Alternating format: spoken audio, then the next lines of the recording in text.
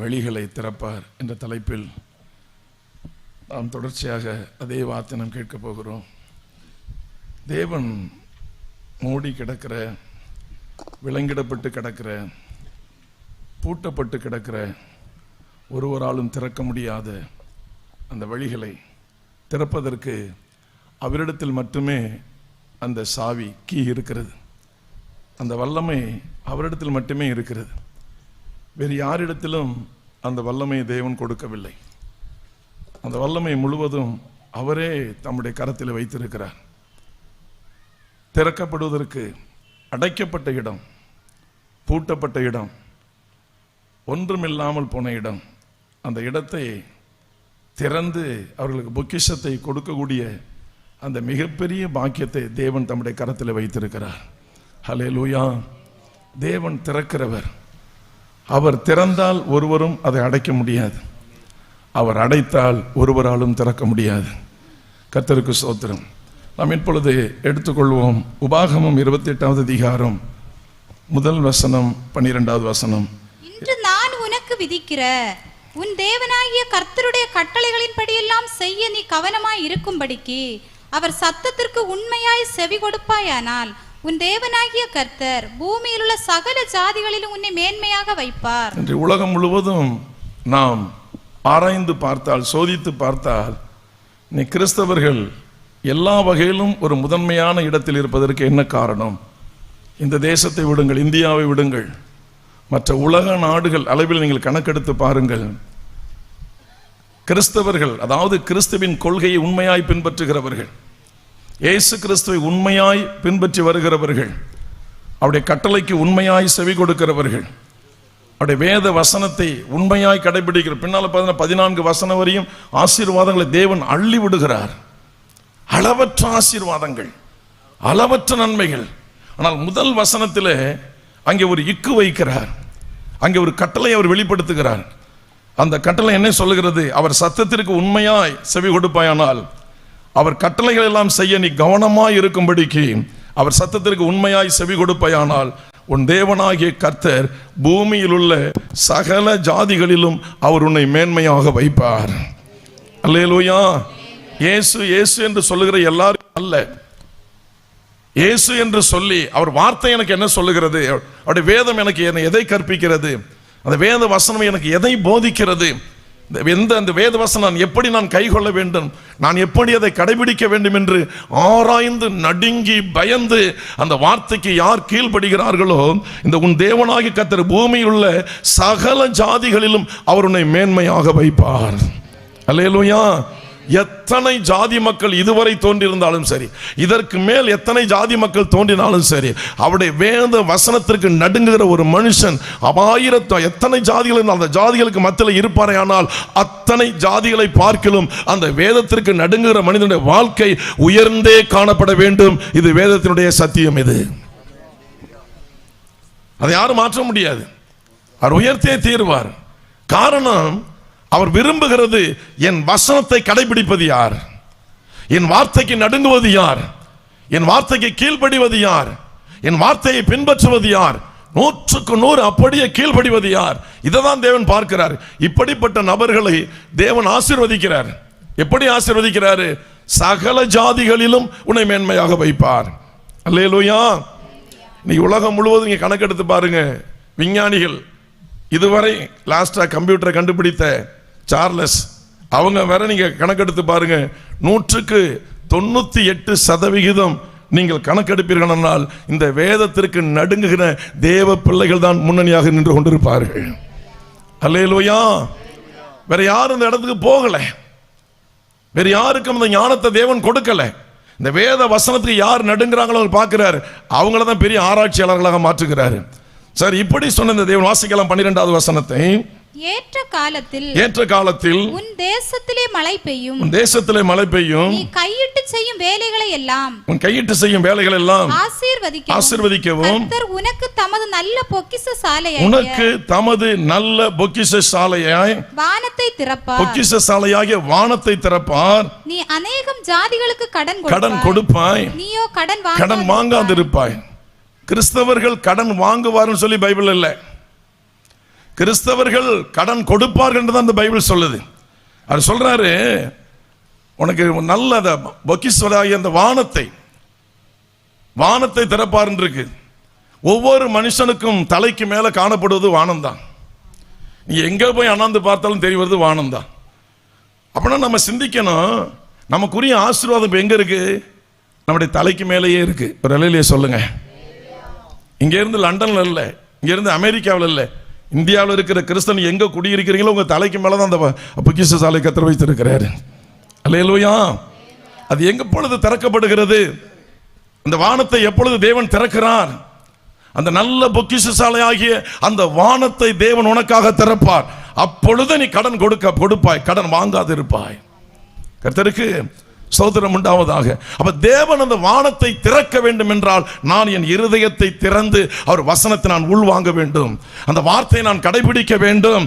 ஏதோ ஒரு சடங்காச்சாரத்தின்படி நான் ஒரு கிறிஸ்தவனாக இருப்பேனே ஆனால் இந்த வார்த்தை எனக்கு செயல்படாது, இந்த வார்த்தை எனக்கு உதவாது, இந்த வார்த்தை ஒன்றும் செய்யாது. நான் பெயரளவில் இருப்பேனால் கடைசி வரையிலும் நான் பெயரளவில் தான் வாழ்ந்து இந்த மண்ணை விட்டு நான் போக வேண்டும்.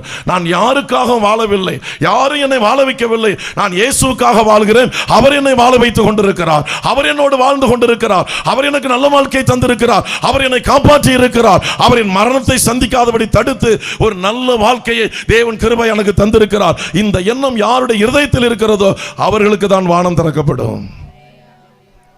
அல்லேலூயா. நல்ல பொக்கிஷசாலை ஆகிய அந்த வானத்தை திறப்பார். பூமியில் இருக்கிற பொக்கிஷசாலை எல்லாம் கொஞ்சம் மோசமானது தான். எங்கதான் சேஃப்டி லாக்கர்னு சொல்றீங்களோ அங்கதான் சேஃப்டியா திருடிட்டு போறான். ஆனா அங்க இருக்கிறத யாரும் திருட முடியாது. அந்த கீ அவர்கிட்ட மட்டும்தான் இருக்கு, வேற யாருக்கிட்டுமே இல்லை. அதான் அவர் சொல்றாரு, நீ இந்த கட்டளையை பின்பற்றுப்பா. இந்த பூமியில சகல ஜாதிகளை சொல்றாரு, எத்தனை ஜாதி இருக்கட்டும், ஒவ்வொரு நாட்டிலும் அத்தனை ஜாதிகளும் கணக்கெடுங்க.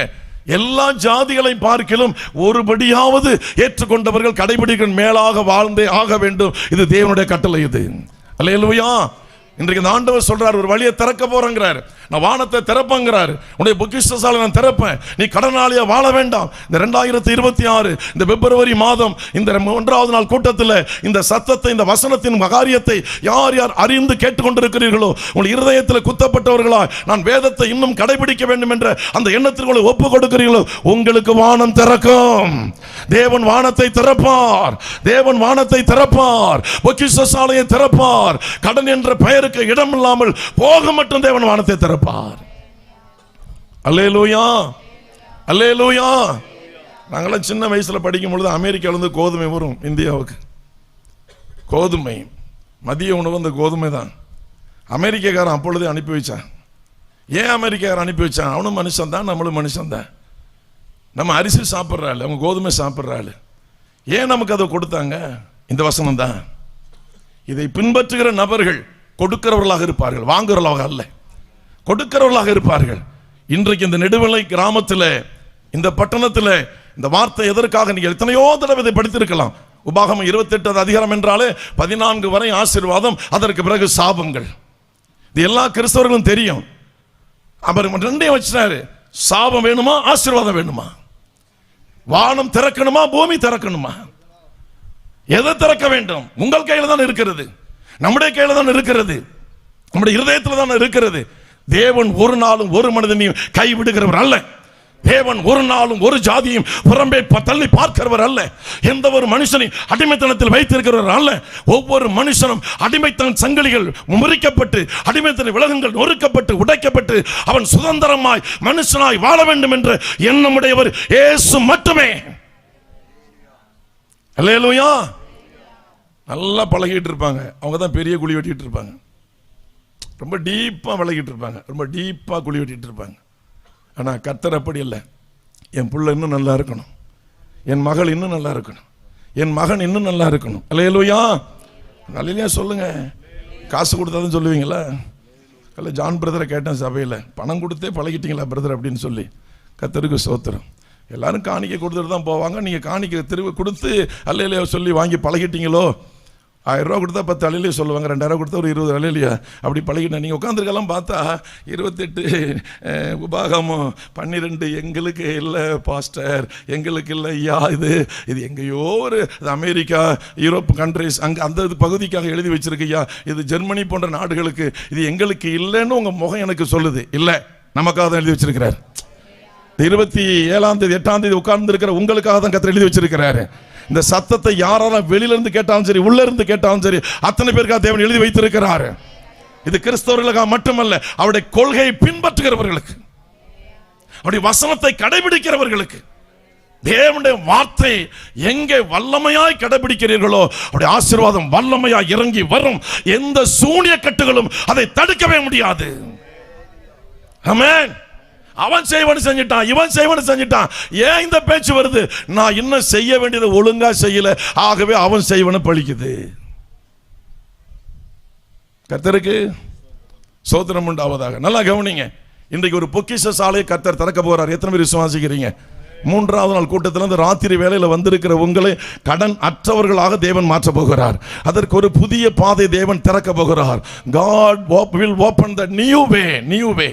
புதிய வழிகளை, எத்தனையோ வழிகள் நீங்க ஆராய்ந்து பார்த்துட்டீங்க, எத்தனை வழிகளை பின்பற்றி பார்த்தீங்க. அப்படின்னு கேட்கிறாரு, if you obey the word of God, if you obey the 100% obey the word of God, நீ கீழ்ப்படிந்தால் 100 கீழ்ப்படிந்தால் அந்த same time you will get lot of blessings from Jesus Christ. பெற முடியும், தேவன் பெற முடியும். இன்னைக்கு தேவன் வழியை திறக்கிறார். அவர் திறக்கிறதை எவனாலையும் தடுக்கவே முடியாது. உங்க இருதயம் இன்னைக்கு திறக்கப்படணும். அந்த இருதயத்தில் வார்த்தை இறங்கி வரணும், வசனம் இறங்கி வரணும். உங்க இருதயத்தை திறந்து பார்த்தாலே வசனமா இருக்கணும், வார்த்தையா இருக்கணும். அந்த இருதயத்தில் மனிதனுக்கு இடம் இருக்கக்கூடாது, தெய்வத்தின் வார்த்தைக்கு மட்டுமே இடம் இருக்க வேண்டும். நம்முடைய இருதயத்தில் ஒரே ஒரு சிங்காசனம், அது இயேசுவுக்கு மட்டுமே. எத்தனை பேர் அல்லேலூயா சொல்றீங்க? அங்க மனைவிக்கோ கணவனுக்கோ பிள்ளைக்கோ யாருக்கும் இடமில்லை. ஒருவர் வர முடியாதுங்க. தேவன் ஒருவர் மாத்திரமே அந்த சிங்காசனத்தில் அமருகிறவர். அல்லேலூயா. ஏதாவது விரும்புறார், இருதயத்தை கொடுப்பாயப்பா, வசனத்தை ஏற்றுக்கொள்வாயா, இந்த வசனத்தை பின்பற்றுவாயா. நம்முடைய காட்சி வெளித்தோற்றத்தை பார்த்து கிறிஸ்து என்று சொல்லுவதல்ல, நம்முடைய செயல்பாடுகளை பார்த்து எங்கே கிறிஸ்து என்று பெயர் எடுக்கிறோமோ அங்கே வானம் திறக்கும். நல்ல பொக்கிஷசாலை ஆகிய வானத்தை தேவன் திறப்பார். அல்லேலூயா. அதுதான் வசனம். ஊழியக்காரன் அடிச்சுக்கிறாங்களே, வசனத்தை பின்பற்றுங்க, வசனத்தை பின்பற்றுங்க. சம்பிரதாயத்தை பின்பற்றாதீங்க, சடங்காச்சாரத்தை பின்பற்றாதீங்க, வசனத்தை பின்பற்றுங்கள், வசனத்தை பின்பற்றுங்கள். அல்லேலூயா. இந்த 28ல 1 மறுபடியும் வாசிக்கலாம், கடைசி 2 வரிகளை. உன் தேவனாகிய கர்த்தர் பூமியில் உள்ள சகல ஜாதிகளிலும் உன்னை மேன்மையாக வைப்பார். ஆமென். இந்த வார்த்தை இன்னைக்கு நிறைவேற போகுது. ஆண்டவர் சொல்றாரு, என் வசனம் என்கிட்ட வெறுமையா திரும்பாதப்பா, நான் என்ன காரியமாக நான் அனுப்புறேனோ அந்த காரியம் ஆகும்படி வாய்க்கும். ஆமென். இந்த 28ஆம் தேதி இந்த இரவு வேளையில் நீங்கள் அநேகர் இங்கே கடனில் உட்கார்ந்துருக்கிறீங்க, வருமானத்தை இழந்து உட்கார்ந்துருக்கிறீங்க, கொஞ்சம் வருமானம் சம்பாதிக்கிறீங்க, அது அன்றன்று குடும்பத்தினுடைய செலவுக்கே சரியா இல்லை. இப்படி பலர் இங்கே அமர்ந்திருக்கிறீங்க. இன்னும் சில பேர் உடைய வருமானங்கள் வீணான மருத்துவ செலவுக்கு வாரிக்கிட்டு போகுது. இன்னைக்கு கர்த்தரை ஸ்டாப் பண்ண போகிறாரு, இன்னைக்கு கர்த்தரை நிறுத்த போகிறாரு, இன்னைக்கு கர்த்தரை நிறுத்த போகிறாரு. வேறொரு வழியை திறக்க போகிறாரு. உங்களுக்கு பிசாசு திறந்த வழியை அடைக்க போகிறாரு. கர்த்தர் ஒரு புதிய வழியை திறக்க போகிறாரு, ஒரு புதிய பாதை கர்த்தர் திறக்க போகிறாரு. அல்லேலூயா. அது ஆசீர்வாதத்தின் மலை இறங்கி வரப்போகிறது, பொக்கிஷசாலை இறங்கி வரப்போகிறது, பரலோகத்தின் பொக்கிஷசாலை இறங்கி வரப்போகிறது. அந்த வறுமை நீங்க போகிறது, அந்த தரித்திரம் நீங்க போகிறது. எல்லா ஜாதிகளிலும் உங்களை மேன்மையாக வைத்து காண்பிக்க போகிறார், அழகு காட்ட போகிறார் தேவன், உயர்த்தி காண்பிக்க போகிறார் தேவன். அல்லேலூயா. இரண்டாவதாக லூக்கா 1வது அதிகாரம் 60வது வசனத்திலிருந்து 64 வரை 59 வாசித்திரலாம். 8ஆம் நாளிலே பிள்ளைக்கு விருத்த சேதனம் பண்ணும்படிக்கு அவர்கள் வந்து அதன் தகப்பனுடைய நாமத்தின்படி அதற்கு சகரியா என்று பெயரிட போனார்கள். நம்ம எல்லாருக்குமே தெரிந்த ஒரு பிரசங்க பகுதி தான் இது. அதிகமா சுவிசேஷத்துல அதிகமா அது பிரசங்கிக்கிற ஒரு மேடை பேச்சு அதிகமாக பயன்படுகிற ஒரு பகுதி அது. அந்த அம்மா ரொம்ப காலம் சென்று கர்ப்பவதியாகிறாங்க. அதை சகரியா நம்பலை, அவர் வாய் அடைக்கப்பட்டது. இதுதாங்க நடந்த சம்பவம். குழந்தை பிறந்தது, பேர் வைக்க அந்த அம்மாட்ட போய் கேட்குறாங்க. அவங்களுடைய வம்சத்தில் இல்லாத ஒரு பெயரை சொல்கிறாங்க. அப்பொழுது சரி அவன்கிட்ட போய் கேட்புன்னு சொல்லி அவரு வாய் அடைச்சு கிடக்கிறாரு. எங்கெல்லாம் அவிசுவாசமா வாயை திறக்கிறீங்களோ, விசுவாசத்தை இழக்கிறீங்களோ, அங்கெல்லாம் நம்ம ஊமையாக தான் இருந்தாகணும். எதுவுமே வராது, எந்த பேச்சும் வராது, ஒன்றும் வராது. ஆனால் நீங்கள் இப்போ நல்லா பேசலாம், ஆனால் அதில் ஆசீர்வாதம் வராது, அது வெறும் வார்த்தையாக தான் இருக்கும்.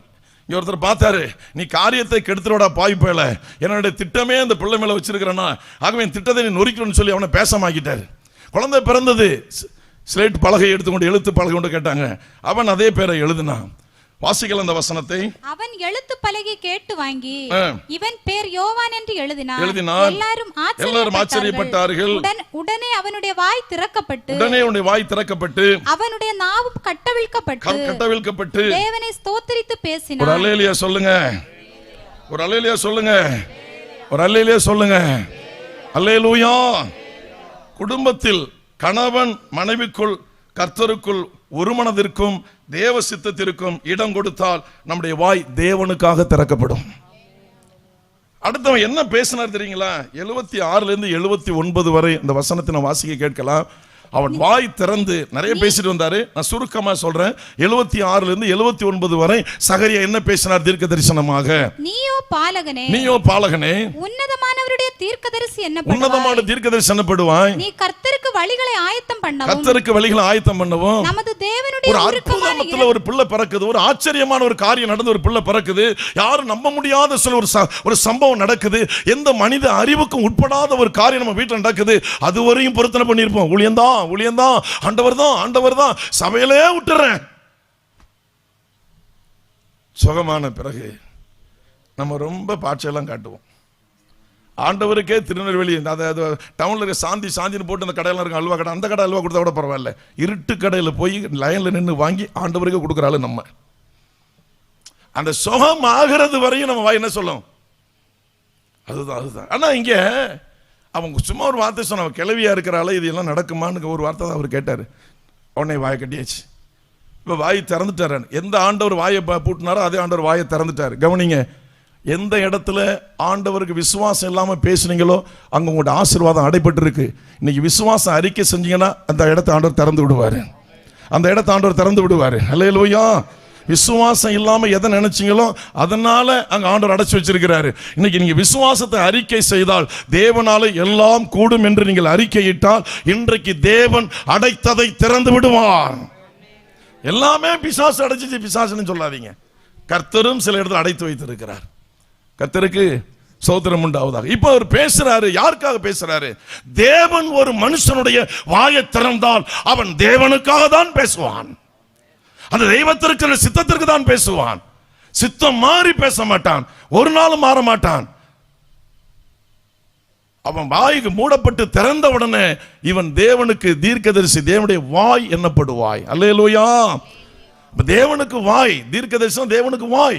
அவர் என்ன பேச நினைக்கிறார் அதை பேசணும். அதை யோவான் சான் எப்படி வளர்ந்தான், எப்படி பேசினான், விரியன் பாம்பு குட்டிகளே என்று படித்தவர்கள், பட்டதாரிகள், அறிவாளிகள் எல்லாரையும் பார்த்து ஒரு கரடு முரடான தோட்டத்தில் இருந்து எப்படி மனம் திரும்புவதற்கு எப்படி ஒரு மனம் வந்தது என்று அவன் பேசின வார்த்தைகளை நாம் வாசிக்கிறோம், தியானிக்கிறோம். கணவனும் மனைவியும் தேவன் வாயை திறந்தால் அவர் சித்தத்துக்காக தான் பேசுவாங்க. அடுத்த வசனத்தை வாசிக்கலாம். நமது தேவனுடைய உருக்கமான இரக்கத்தினாலே அவருடைய ஜனத்துக்கு பாவ மன்னிப்பாகிய ரட்சிப்பை தெரியப்படுத்தவும் அவருக்கு முன்னாக நடந்து போவார். நம்ம வீட்டில் ஒரு அற்புதம் நடக்குதுன்னா அவரை பற்றி பேசுவதற்கு தாங்க அந்த அற்புதம் நடக்குது. உணர்றீங்களா? ஆமேன். கொஞ்சம் சொல்லுங்களேன் சவுண்டா. பாவம், நாளைக்கு நைட்டு தான் சாப்பிட போறீங்க. இனி 3வது நாள் உபவாசம், ஃபுல் பாஸ்டிங். சில பேர் தண்ணி கூட குடிக்காம வந்திருக்கிறீங்க. கையை அசைக்க முடியல, காலையும் அசைக்க முடியல, வாயும் திறக்க முடியல. அக்கம் பக்கம் திரும்ப 3வது நாள் எஸ்தர் அம்மா போட்ட உபவாசம் போல, முருதகாய் போட்ட உபவாசத்தை போல, பாவம் என் மக்களே உங்களை போட்டு இப்படி எல்லாம் பாடாப்படுத்தி வச்சிருக்கிறாங்களே, என்ற தெய்வமே எங்கேயா இருக்கிறீங்க, வந்து இந்த மக்களை காப்பாற்றுங்க. ஒரு அல்லையிலே சொல்லுங்களேன். பரவாயில்ல, சார்ஜ் கூட்டிட்டேன், இன்னும் அல்லையிலே சொல்லுங்களேன். ஸ்டேஜில் கூட கொஞ்சம் நிறைய கேட்குது. கர்த்தருக்கு ஸ்தோத்திரம் உண்டாவதா.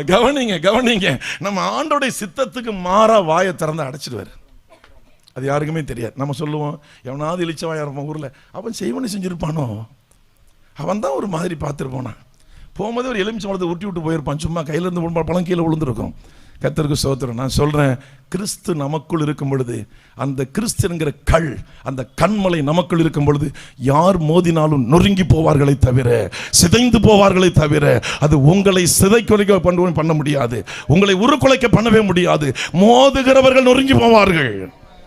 கிறிஸ்து உள்ளே இருந்தால், தேவன் உள்ளே இருந்தால், அவர் உள்ளே வாழ்ந்தால், அவர் எனக்குள்ளே வாசம் பண்ணினார், மோதுகிறவர்கள் நொறுங்கி போவார்கள். ஆமென். அதான் அவர் சொல்றாரு, என்னுடைய கட்டளை கவனமா கேட்பாயானால், அது கவனமா இருக்கும்படி அதற்கு செவி கொடுப்பாயானால், பூமியில சகல ஜாதிகளிலும் நான் மேன்மையாக வைப்பேன். உலகத்துல யாருக்கு வேணாலும் மந்திரம் பண்ணலாம், கிறிஸ்துவ இருதயத்தில் சுமந்த ஒரு மனுஷனுக்கு எவனாலையுமே மந்திரம் பண்ண முடியாது. நல்ல கையை தட்டி அல்லையே சொல்லுங்க, சந்தோஷமா சொல்லுங்க, பயப்படாம அல்லையே சொல்லுங்க. அல்லேலூயா. 1000 மந்திரவாதி ஒன்னும் உட்காரட்டும், ஒன்ன கூட எடுக்க முடியாது. அல்லையே சொல்லுங்க, சொல்லுங்க. ஏன் இப்படி பயப்படுறீங்க? 500 கிலோமீட்டருக்கு அந்த பக்கம் வந்து நான் தைரியமா கர்த்தர் பேச வச்சிருக்கிறாரு, சொந்த ஊர்ல உட்காந்துட்டு இப்படி பயம் காட்டுறீங்களே, பூச்சாண்டி காட்டுறீங்களே. ஒரு அல்லேலூயா சொல்லுங்க. அல்லேலூயா, அல்லேலூயா. மந்திர சக்திகளை நிர்மூலமாக்க கூடியது கர்த்தருடைய வார்த்தை மட்டுமே. வார்த்தை இருந்தால் உடைக்கிறது, வார்த்தை இருந்தால் நிர்மூலமாக்கும். வார்த்தை இல்லை, வாழ்க்கையும் இல்லை. வாழ்க்கையில வார்த்தை இல்லை, வார்த்தையில வாழ்க்கையில வார்த்தையும் இல்லை. ஆகவே நான் பயந்து நடுங்கி வாழ வேண்டிய கட்டாயத்திற்கு தள்ளப்பட்டிருக்கிறேன். ஆக இங்க ஒரு சொல்றான், வாய் திறந்தவன பேசுறான் பாருங்க, அவன் தேவனுக்கு வாய் தீர்க்கதரிசி என்னப்படுவான். தேவனுக்கு வாய், தேவன் ஒரு மனுஷனுடைய வாயை திறப்பாரையானால், தேவன் ஒரு மனிதனுடைய வாழ்க்கையில ஒரு ஆசீர்வாதத்தை திறப்பாரையானால், அவருடைய வாய் அவருக்காக தான் பேச ஆரம்பிக்கும். கர்த்தருக்கு ஸ்தோத்திரம் உண்டாவதாக. இங்கே ஒரு குடும்பம் ஒரு 5 நிமிஷம் ஒரு சாட்சிங்க ஏற்கனவே கேட்டுக்கிட்டாங்க, ஜான் பிரதரையும் கேட்டுக்கிட்டாங்க. அவங்க எனக்கு முன்னால் சொல்லுவான்னு நினச்சேன், அவங்க டக்குன்னு என் கையில் கொடுத்துட்டாங்க. கொஞ்சம் அதிக நேரம் நீங்கள் செய்து கொடுங்க சொல்லி கொடுத்துட்டாங்க. அவங்கள நான் அழைக்கிறேன் குடும்பமாக, தம்பி சீக்கிரம் வாங்க, சிஸ்டர் வாங்க, சீக்கிரம் ஒரு 5 நிமிஷம் அவங்கள வச்சு நான் சாட்சி சொல்லிடுறேன். அவங்க விட்டாங்கன்னா அவங்க 1/2 மணி நேரம் சாட்சி சொல்லுவாங்க. அவங்க அழுகிற பார்த்து நாமளும் சேர்ந்து அழுக வேண்டியதாக இருக்கும். ஆகவே வாங்க தம்பி, சீக்கிரம் வாங்க, வாங்க தம்பி, முழகமோடு சீக்கிரம் வாங்க, சீக்கிரம் வாங்க சிஸ்டர். இந்த தம்பி பிளட் கேன்சர்ல இருந்து காப்பாற்றப்பட்டவர். திருவனந்தபுரம் கேன்சர் சென்டருக்கு நாங்கள் போகும் பொழுது நான் 3 நாள் உபவாசம், உபதியாங்கிற ஊழியக்கார் 21 நாள் உபவாசம். இந்த சகோதரி நிறைய நகை போட்டிருந்தாங்க. உங்கள் பகுதியில் நீங்களாம் கயிறு மாதிரி போட்டிருப்பீங்க, எங்கள் ஊர்லாம் சின்னதாக போட்டிருப்பாங்க. நீங்களாம் பார்த்தா அந்த வரி கயிறும்பாங்கள்ல, அது மாதிரி கயிறு மாதிரி போட்டிருப்பீங்க. நீங்கள் அப்படியெல்லாம் நீங்கள் நகை அப்படி நிறைய நகை போட்டவங்க, நல்ல ஒரு வசதி முழகமூடில் இருக்கிறாங்க. அவங்க கணவர் வந்து ஈபியில் ஒரு கான்ட்ராக்டர். ஆக இந்த தம்பி மரண படுக்கையில் இருக்காரு. நான் போய் அந்த உள்ள ஜெபம் பண்ணுவதற்கு எனக்கு அனுமதி கிடையாது. அவங்க செக்யூரிட்டி இருக்கிறார். ஒரு 3 பகுதி உள்ள அந்த ஹாஸ்பிட்டலில் பிரியுது. அவர் ஒரு பக்கம் அப்படி திரும்பினார். அடுத்தது சில வினாடிகள் நொடிகள் திரும்புவதற்கு முன்பு ஓட்டமாக ஓடுங்க, வேகமாக. நான் விழுந்தா எனக்கு பயங்கரமாக அடிபட்டிருக்கும், முகமெல்லாம் உடஞ்சிருக்கும், நொறுங்கியிருக்கும். அவ்வளோ வேகமாக ஓடி ஒரு இதில் மறைஞ்சிட்டு அப்படியே அவர் திரும்புறதுக்குள்ள, அந்த செக்யூரிட்டி திரும்புறதுக்குள்ள அந்த வார்டு நம்பரை கேட்டு நேராக ஒரு நம்பருக்கு போனேன். அவருங்க படுத்திருந்தார். அவருக்கு தெரியாது, இந்த வரையும் நான் வந்தேன், அவருக்கு தெரியாது, நினைவே கிடையாது. எல்லாம் பல்ஸ் எல்லாமே டவுன் ஆயிடுச்சு. அப்படியே பிணமாக அவர் படுத்திருக்கிறார். மூச்சு மாத்திரம் ஓடிக்கிட்டு இருக்கு. இந்த சகோதரியோட கணவன்லாம் ஒரு வெளியில் வீடு எடுத்து அங்கேயே தங்கி வேதனைப்பட்டு இருக்கிறாங்க. அப்போ இந்த சகோதரி ஒரு பொருத்தனை செய்து, என் புள்ள உயிரோட வந்தால் போதும், நான் நகையெல்லாம் கலட்டுறேன்னு சொல்லி அங்கே ஹாஸ்பிட்டல் போய் தான் அந்த சகோதரி நகையெல்லாம் கலட்டினாங்க. அங்கே நான் போய் ஜெபம் பண்ணிவிட்டு ஒரு 2-3 நிமிஷம் தான் ஜெபம் பண்ணிவிட்டு அவர் கூப்பிட்றேன், தம்பி ஜெனீஷ் கூப்பிட்றேன். அவர் கொஞ்சம் கூட எந்த இதுவுமே இல்லை, மூச்சு மட்டும் தான் போகுது, கண்ணெல்லாம் திறக்கலை, அப்படியே கிடக்கிறாரு. நிறைய டியூப்லாம் ஓடிட்டு இருக்கு. என்ன பார்க்கும்போது நமக்கு எங்களுக்கு கஷ்டமாக இருந்துச்சு. அந்த 3-4 மாதம் அவர் ஜெபம் பண்ணிட்டு தான் முடிக்கணும்னு சொல்லிட்டு நான் திருவாரூர்லேருந்து கிளம்பி வந்திருக்கிறேன். உபதியா 21 மாதம் போட்டிருக்காரு. நாங்கள் 2 பேரும், அவர் வெளியில் நிற்கிறார், நான் போயிட்டோம் உள்ள ஜெபம் பண்ணிட்டு நாங்கள் வந்துட்டோம். ஆனால் இவர் பிழைப்பார் அப்படிங்கிற நம்பிக்கையற்ற நிலை. ஆனால் என் பிள்ளை பிழைக்கும் என்ற ஒரே நம்பிக்கையோடு இருந்த ஒரு அருமையான சகோதரி. அல்லேலூயா. உங்களுடைய கண்ணீர் ஒரு நாள் வீணாய் போகாது, உங்களுடைய உபவாசம் ஒரு நாள் வீணாய் போகாது, உங்களுடைய அர்ப்பணிப்பு ஒரு நாள் வீணாய் போகாது, உங்களுடைய தியாகம் ஒரு நாள் வீணாய் போகாது. கர்த்தர் எல்லாவற்றையும் கணக்கில் வைத்திருக்கிறார். எத்தனை தியாகம் பண்ணுகிறோமோ அத்தனை கணக்கில் வைத்திருக்கிறார். ஊழியத்தை ஊழியக்காரர்களை நல்லா மதிக்கிற ஒரு சகோதரி இவங்க. அதன் பிறகு அந்த தம்பி படிப்படியாய் சுகமாகனாரு. இன்றைக்கு ஒரு திருமணம் நடந்து அவர் மனைவியோடு இந்த ஸ்டேஜில் வந்து முதல் தடவையாக நெடுவலையில் இங்கே அவர் சாட்சி சொல்ல கர்த்தர் அனுமதித்திருக்கிறார். கரங்களை தட்டி ஆண்டவரை மகிமைப்படுத்துவோம். அவருடைய போட்டோ ஃபைல் எல்லாம் வச்சிருக்கிறாங்க. மரணப்படுக்கை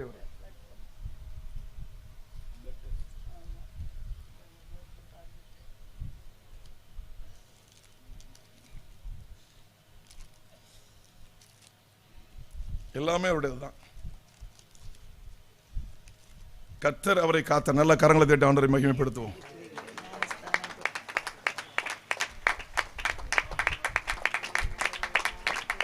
நல்ல கையை தட்டுங்க, ஆண்டவரை மகிமைப்படுத்துங்க. ஆண்டவர் பெரியவர். இது முக்கியமா பார்க்க வேண்டியது இந்த முதல் பக்கம். இந்த பிளட் வருது பாருங்க வாயில. கர்த்தருக்கு ஸ்தோத்திரம். ஆண்டவர் பெரியவர். நம்முடைய அர்ப்பணிப்பை தேவன் பார்க்கிறார். ஸ்தோத்திரம். உட்காருங்க. சரி, பிரைஸ் தி லார்ட். கர்த்தருக்கு ஸ்தோத்திரம். ஆக இங்கே யோவான் ஸ்நானகன் பிறந்து வருகிறான். சகரியாவும் எலிசபெத்தும் ஒருமனப்படுகிறார்கள். அங்கே ஒரு பெயரை அந்த சகோதரி சொல்றான். அவரும் அதே பெயரை சொல்லுகிறார். அவர் வாய் திறந்த உடனே பேசினது மறுபடியும் வாசிக்க கேட்கலாம். 76 இருந்து நீயோ பாலகனே உன்னதமானவருடைய தீர்க்கதரிசி என்ன அர்த்தம்? நாளைக்கு நடக்கிற காரியத்தை மட்டும் சொல்லுவதல்ல, மறைந்திருக்கிற காரியத்தை வெளிப்படுத்துவதும் அல்ல, ஒரு மனுஷனுடைய வாழ்க்கையில் இப்படி நடக்குன்னு சொல்வது மட்டுமல்ல, தேவன் எதை பேச விரும்புகிறாரோ அதை பேசுவது தான் தீர்க்கதரிசி. ஜனங்களுக்கு எதை சொல்ல விரும்புகிறாரோ அதை சொல்லுவதுதான் தீர்க்கதரிசி. அதுதான் தீர்க்கதரிசி. ஆக இந்த வாயை திறந்த உடனே அவன் கர்த்தருக்காக பேசினான். அவன் கர்த்தருக்காக ஒப்பு கொடுக்கிறான். இத்தனை ஆண்டுகள் கழித்து அந்த பிள்ளை பிறந்திருக்கு. அந்த பிள்ளையை தனக்கு அவன் வேலை செய்ய நினைக்கல. அவன் கர்த்தருக்கு வேலை செய்யட்டும். இந்த தம்பியை ஊழியத்தை ஒப்பு கொடுத்துருக்கிறாங்க. பிள்ளை சுகமான ஊழியம் தானு சொல்லி. இப்போ நான் பேசின வார்த்தை அவங்களுக்கு தான் பொருந்தும். இன்னும் ஊழியத்துக்கு முழுசா இறங்கல. ஊழியத்திற்கு அதான் சொன்ன இருட்டுக்கடை அல்வா சொன்னேன்ல. கர்த்தருக்கு ஸ்தோத்திரம் உண்டாவதாக. எவ்வளவு பெரிய அற்புதம். மரணப்படுக்கை. அந்த தம்பியெல்லாம் உயிரோடு வருவார்னு கனவு கூட யாரும் பார்த்துருக்க மாட்டாங்க. ஆனால் கர்த்தர் அந்த மகனை கொண்டு இந்த பட்டணத்தில், இந்த மாவட்டத்தில், இந்த தமிழ்நாட்டில் ஏதோ ஒரு அற்புதத்தை செய்ய போகிறாரு. ஆகதான் மரிக்க வேண்டியவரை உயிரோடு நீ கொண்டு வைத்து சாட்சி சொல்ல வைத்திருக்கிறார். ஆமென். கர்த்தருக்கு ஸ்தோத்திரம் உண்டாவதாக. வாசிக்கலாம். அடுத்ததாக மூன்றாவதாக, நமது தேவனுடைய உருக்கமான இரக்கத்தினாலே அவருடைய ஜனத்துக்கு பாவ மன்னிப்பாகிய இரட்சிப்பை தெரியப்படுத்துவதற்காக, இதற்காக தான் கர்த்தர் அற்புதம் செய்கிறார். இந்த ரட்சிப்பை போய் சொல்லணும். இந்த ரட்சிப்பை எல்லாருக்கும் வெளிப்படுத்தணும். இந்த தேவன் நல்லவர், இவர்தான் நல்லவர், இவர்தான் ரட்சிக்கிறவர், இவர்தான் பரலோகத்திற்கு கொண்டு போகிறவர், பரலோகத்தில் சேர்க்கிற ஒரு வாய்ப்பை கொடுக்கிறவர் இவர் ஒருவர் மாத்திரம்தான். காரணம், இவர் பரலோகத்தினுடைய தேவன். இவர் அல்லேலூயா. வானத்தை உண்டாக்கினவர், பூமியை உண்டாக்கினவர். இந்த சத்தியத்தை அறிவிப்பதற்காக அந்த பிள்ளையை ஆண்டவர் தேர்ந்தெடுத்து வச்சிருக்கிறார். அதற்காக தான் அற்புதம் நடந்துச்சு. புருஷன் நம்ப முடியலையே, எப்படி ஐயா அது நடக்கும்? கேப்ரியல் சொல்றாரு, ஐயோ நான் தேவ சன்னிதானத்திலிருந்து புறப்பட்டு வந்திருக்கிறேன். நான் பூமியில எங்க வந்து ஒரு தீர்க்கதரிசி நினைச்சிட்டு இருக்காத, எங்கே ஒரு சபையை வச்சு நடத்திருக்க ஒரு ஆள் நினைக்காத. சகரியா, தேவ சன்னிதானத்திலிருந்து புறப்பட்டு வந்திருக்கேன். பேரு கேப்ரியல். அவரே நான் அங்கிருந்து அனுப்பி வச்சிருக்கிறார் தேவன் இந்த நற்செய்தியை சொல்லுவதற்கு. அவன் இது எப்படி நடக்கும் அப்படின்னு கேள்வி கேட்டான். ஆகவே நீ ஊமையா இருப்ப அது பிறக்கும் வரை. கர்த்தருக்கு ஸ்தோத்திரம் உண்டாவதாக. ஆனால் இந்த குழந்தை பிறந்த பிறகு அவன் தேவன் வாயை திறந்த பொழுது அவன் பேசின வார்த்தை தேவனுக்காக பேசினான். ஹல்லேலூயா. நீ ஆண்டவர் நம்மை பேச வைத்திருக்கிறார், வசனம் சொல்ல வைத்திருக்கிறார், சொந்த வாழ்க்கைக்காக அல்ல, அவரை பற்றி மற்றவர்கள் சொல்லுவதற்காக. மூன்றாவது ஒரு காரியத்தை நான் வாசிக்கலாம். அப்போஸ்தலர் 12வது அதிகாரம் 5 11 வசனங்கள் வரை. அப்படியே பேதுரு சிறைச்சாலையிலே காக்கப்பட்டிருக்கையில் சபையார் அவனுக்காக தேவனை நோக்கி ஊக்கத்தோட ஜெபம் பண்ணினார்கள். ஏரோது அவனை வெளியே கொண்டு வரும்படி குறித்திருந்த நாளுக்கு முந்தின நாள் ராத்திரியிலே பேதுரு 2 சங்கிலிகளினாலே கட்டப்பட்டு. யாரெல்லாம் திட்டம் போட்டு குறிப்பிட்ட நாள், மந்திரவாதிட்ட போன நாள் வைப்பாங்க. இத்தனை மாதங்கள், இத்தனை வாரங்கள், இத்தனை வருஷம், இத்தனை மணி நேரம் அவருடைய வாழ்க்கை முடிஞ்சு போய்டும். இதான் மந்திரவாதி போடுற திட்டம். சில சதிகாரர்களும் இந்த திட்டத்தை போடுவாங்க. இத்தனை நாளுக்குள்ள, இந்த வருஷத்துக்குள்ள, 2026 இத்தனை மாதத்திற்குள்ள இந்த காரியத்தை நம்ம செய்து முடிச்சிடணும் அப்படின்னு சொல்லி எதிராளிகளும் திட்டம் போடுவாங்க. மனிதர்கள் ஒரு பக்கம் திட்டம் போடுறாங்க, பிசாசு இன்னொரு பக்கம் தானே திட்டம் போடுது. சில பேர் பணத்தை செலவழித்து திட்டத்தை உருவாக்குறாங்க. மனுஷனை க்ளோஸ் பண்ணுவதற்காக, மனிதனை அழிப்பதற்காக, குடும்பத்தை ஒன்றுமில்லாமல் பண்ணுவதற்காக இப்படி திட்டம் போடுறாங்க. ஆனால் அந்த ஏரோது குறித்திருந்த அந்த முந்தின நாள், நாளைக்கு நடக்க போகுது, இன்னைக்கு முந்தின நாள், இன்னைக்கு 28 ஒருவேளை நாளைக்கு இங்க அமர்ந்திருக்கிற உங்களுக்கு ஏதோ ஒரு காரியத்தை பிசாசோ மனிதர்களோ செய்வதற்கு திட்டமிட்டு இருக்கலாம் நாளைக்கு. ஆனால் இன்றைக்கு கர்த்தர் கொண்டு வந்திருக்கிறார் என்றால் முந்தின நாள் இந்த நாள் உங்களுக்கு உங்களை காப்பாற்றுவதற்காக உங்களை பாதுகாப்பதற்காக இந்த 3வது நாள் கூட்டம். நாளைக்கு ஒரு சம்பவம் ஏதோ ஒன்று நடக்க இருக்கிறது, அதிலிருந்து தடுப்பதற்காக கர்த்தர் உங்களை கொண்டு வந்திருக்கிறார் என்று நான் விசுவாசிக்கிறேன், நான் நம்புகிறேன். அந்த ஆபத்து உங்களுக்கு வராது என்று நான் நம்புகிறேன், அந்த ஆபத்து வரவே வராது என்று நம்புகிறேன். எதிராளியை வீழ்த்த போகிறார் தேவன். அல்லேலூயா. அந்த திட்டத்தை நிர்மூலமாக்க போகிறார் தேவன். தேவ திட்டம் நிறைவேற போகிறது. தேவ திட்டம் நிறைவேற போது ஜெபித்து வேதனையோடு வந்திருக்கிற தேவ பிள்ளைகளே, இந்த 3வது நாள் உங்களுக்கு ஒரு முந்தின நாள் என்று நீங்கள் கணக்கில் வைத்துக் கொள்ளுங்கள். ஏரோது குறித்திருந்ததற்கு முந்தின நாள். வாசிக்கலாம், என்ன நடந்துச்சு? பேதுரு 2 சங்கிலிகளினாலே கட்டப்பட்டு 2 சேவகர் நடுவே நித்திரை பண்ணி கொண்டிருந்தான். காவற்காரரும் கதவுக்கு முன்னிருந்து சிறைச்சாலையை காத்து கொண்டிருந்தார்கள். அப்பொழுது கர்த்தருடைய தூதன் அங்கே வந்து நின்றான். அறையிலே வெளிச்சம் பிரகாசித்தது. அவன் பேதுருவை விலாவிலே தட்டி 10 இருந்து வாசிக்கலாம். அவர்கள் முதலாம் காவலையும் 2ஆம் காவலையும் கடந்து நகரத்திற்கு போகிற இருப்பு கதவண்டையிலே வந்தபோது அது தானாய் அவர்களுக்கு திறவுண்டது. ஒரு அல்லேலூயா சொல்லுங்க. பேதுருக்கு அந்த ராத்திரி, இங்க வந்திருக்கிற உங்களுக்கு இந்த ராத்திரியில கதவு திறக்க போகுது. கட்டுகளை கர்த்தர் அறுக்க போகிறாரு. உங்களை கட்டி இருக்கிற சங்கிலிகள் அருந்து விழ போகிறது. உங்களுடைய கரங்களில் கட்டப்பட்டிருக்கிறது, உங்களுடைய வாழ்க்கையில கட்டப்பட்டிருக்கிறது. உங்க பிள்ளைகளை எது கட்டி வைத்திருக்கிறதோ, உங்க குடும்பத்தில் எந்த நபரை பிசாசு கட்டி வைத்திருக்கிறதோ, எந்த மனிதர்கள் சூனியமாக கட்டி வைத்திருக்கிறார்களோ, அநியாயமாக கட்டி வைத்திருக்கிறார்களோ, அந்த கட்டு இப்பொழுது அறுபட போகிறது. தேவதூதன் மத்தியில உண்டு, தேவன மத்தியில உண்டு. அப்படி வார்த்தை உண்டு. வார்த்தை ஒரு நாள் மாறாது, வார்த்தை ஒரு நாள் உறங்காது. அது வேலையை செய்ய ஆரம்பிக்கும். அன்றைக்கு பேதுருக்கு அந்த ராத்திரி, இந்த 3வது நாள் ராத்திரி உங்கள் சங்கிலிகள் அறுபடுவதற்காக தானே திறவுண்டது. கட்டி எங்க வேணாலும் போட்டு வச்சிருக்கலாம், எத்தனை தடவை வச்சிருக்கலாம், எத்தனை பேர் செய்திருக்கலாம். கர்த்தருடைய வார்த்தை வீணாய் போகாது. நீங்கள் பண்ணின ஜெபம் வீணாய் போகாது. இன்றைக்கு மட்டுமல்ல, இங்க அமர்ந்திருக்கிற நீங்கள் இந்த கூட்டத்தில் வந்திருக்கிறீங்கன்னா ஒரு தாகத்தோடு தான் வந்திருக்கிறீங்க. ஏதாவது ஒரு காரியம் நடக்காதா? ஏதாவது ஒரு நன்மை நமக்கு நடக்காதா? தேவன் செய்ய மாட்டாரா? ஒரு விருப்பத்தோடு தான், ஒரு தாகத்தோடு, ஏக்கத்தோடு. 2025 வரை நடக்கவில்லை, 26 ஜனவரியில் நடக்கவில்லை, பிப்ரவரி கடைசி நாள், இந்த மாதத்தின் கடைசி நாள். நாளைக்கு 3வது மாதம் பிறக்க போகிறது. இந்த 2வது மாதத்தினுடைய இந்த கடைசி இரவுல ஒரு காரியம் நடக்காதா? அந்த கூட்டத்தில் எனக்காக ஒரு வார்த்தை வராதா? எனக்காக ஒரு வெளிப்பாடு வராதா? எனக்காக ஒரு தீர்க்க தரிசனம் வராதா? என் மேல் இருக்கிற வேதனை ஏதோ ஒன்றாவது என்னை விட்டு போகாத என்ற அந்த தாக்கத்தோடும் ஏக்கத்தோடு இங்கே வந்திருக்கிறீர்கள். உங்களை கட்டியிருக்கிற கட்டுகளை தேவன் தூதனை அனுப்புகின்ற இரவின் கடைசி ஜெப வேளையில் அந்த கட்டுகளை அறுக்க போகிறார். எங்கே தள்ளப்பட்டு கிடந்தீர்களோ, எங்கே பூட்டப்பட்டு கிடந்தீர்களோ, எங்கே அடைப்பட்டு கிடந்தீர்களோ, அந்த கதவு தானாக திறக்க போகிறது, தானாக திறக்க போகிறது. நீங்கள் திறக்க வேண்டாம். உங்களுக்கு என்று நியமித்த தேவதூதன் இந்த 28ஆம் தேதி இரவுல அந்த கதவை திறந்து விட போகிறார். உங்கள் அறிவுக்கு ஆச்சரியமாக இருக்க போகிறது.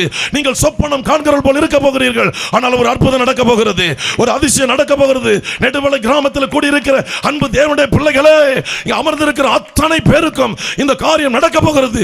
எந்த தூரத்தில் இருந்து இந்த சத்தத்தை கேட்டுக்கொண்டிருந்தாலும் சரி, இந்த ஒளிபரிக்கும் இந்த சத்தத்தை காதிலே செவியிலே கேட்கிற அத்தனை பேருக்கும் அந்தகார சங்கிலிகள் அருந்து விழப்போகிறது. கதவுகளை தேவன் திறக்க போகிறார். ஏரோது குறித்திருந்த நாளுக்கு முந்தின நாள், பிசாசு நமக்கு குறித்திருந்த நாளுக்கு முந்தின நாள், மனிதர்கள் திட்டம் போட்டு நம்மை கழிப்பதற்காக குறித்திருந்த நாளுக்கு இது முந்தின நாள். ஆமென். இன்றைக்கு ஒரு அற்புதம் நடக்க போகுது. இறுதி ஜெபத்தில் விசுவாசிக்கிறீங்களா? நம்புறீங்களா? தேவனால் கூடாத காரியம் எதுவும் இல்லை. ஒரே ஒரு நிமிடம் எழுந்து நிற்கலாம். ஆண்டவரே, இந்த இரவு, அந்த இரவு பேதுருக்கு, இந்த இரவு எனக்காக ஐயா. எத்தனை பேர் விசுவாசத்தோட எழுந்து நின்று ஜெபம் பண்ண போறீங்க? எழுந்து நில்லுங்க. அவரை நம்பி வந்திருக்கிறோம். நீங்க ஒரு காரியம் நடக்க போகுது. செய்தி முடியல, இன்னும் நடக்க போகுது. நாம் இப்பொழுது ஒப்பு கொடுத்து ஜெபிக்க போகிறோம். யாரும் பார்க்காதீங்க. கண்களை மூடுங்க. ஆண்டவரை நோக்கி பாருங்க. கண்களை மூடுங்க. கர்த்தரை நோக்கி பாருங்க. ஹல்லேலூயா. அவருடைய கண்கள் உங்களை பார்த்து கொண்டிருக்கிறது. அவருடைய கண்கள் நம்மை பார்த்து கொண்டிருக்கிறது.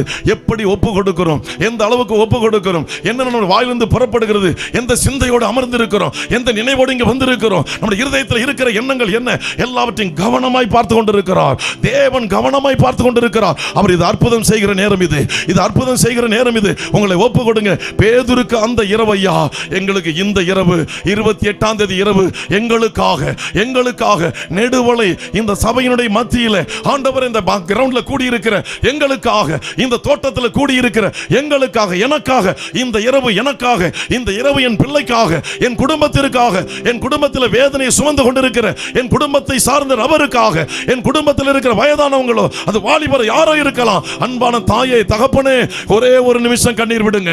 ஒரே ஒரு நிமிஷம் சொல்லுங்க. அந்த இரவு பேதுருக்கு, இந்த இரவு எனக்காக நான் விசுவாசிக்கிறேன். என்னை கட்டி இருக்கிற கட்டுகள், என்னை அடைத்திருக்கிற அடைப்புகள் எல்லாம் இன்றைக்கு உடைய போகிறது.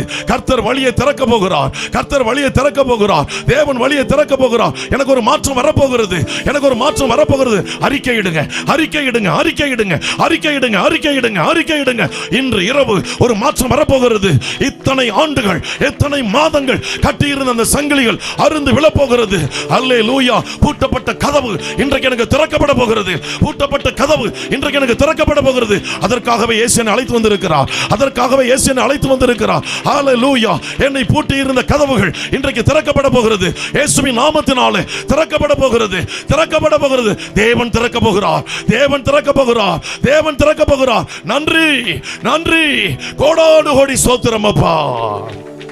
ஆமென். நல்ல தெய்வமே, நல்ல ஆண்டவரே, ஒவ்வொரு முகத்தையும் பாரும் ஐயா. ஒவ்வொரு நாவிலிருந்து புறப்படுகிற வார்த்தையை பாரும் ஆண்டவரே. எத்தனை கலக்கங்கள், எத்தனை வேதனைகள், எத்தனை போராட்டங்கள் அப்பா. அற்புதம் நடப்பதாக ஐயா. ஆமென். இயேசுவின் நாமத்தில் பிதாவே, ஆமென். உட்காரும். கர்த்தர் நல்லவர். வாசிக்கலாம் 10வது வசனத்தை. அவர்கள் முதலாம் காவலையும் 2ஆம் காவலையும் கடந்து நகரத்துக்கு போகிற இருப்பு கதவண்டையிலே வந்தபோது அது தானாய் அவர்களுக்கு திறவுண்டது. அதன் வழியாய் அவர்கள் புறப்பட்டு ஒரு வீதி நெடுக நடந்து போனார்கள். உடனே தூதன் அவனை விட்டு போய்விட்டார். 11வது வசனம். பேதுரு வாசற் கதவை தட்டின போது பேதுருக்கு தெளிவு வந்தபோது 11 பேதுருவுக்கு தெளிவு வந்தபோது ஏரோதின் கைக்கும் யூத ஜனங்களின் எண்ணங்களுக்கும் என்னை விடுதலையாக்கும்படிக்கு கர்த்தர் தம்முடைய தூதனை அனுப்பினார் என்று நான் இப்பொழுது மெய்யாய் அறிந்திருக்கிறேன். 28ஆம் தேதி இரவு கர்த்தர் என்னை விடுதலை ஆக்குவதற்காக கொண்டு வந்திருக்கிறார் நான் அறிந்திருக்கிறேன். சொல்லுங்க பார்க்கலாம். இந்த 28ஆம் தேதி இரவு கர்த்தர் என்னை விடுதலை ஆக்குவதற்காக கொண்டு வந்திருக்கிறார். நல்ல கரங்களை உயர்த்தி சொல்லுங்க.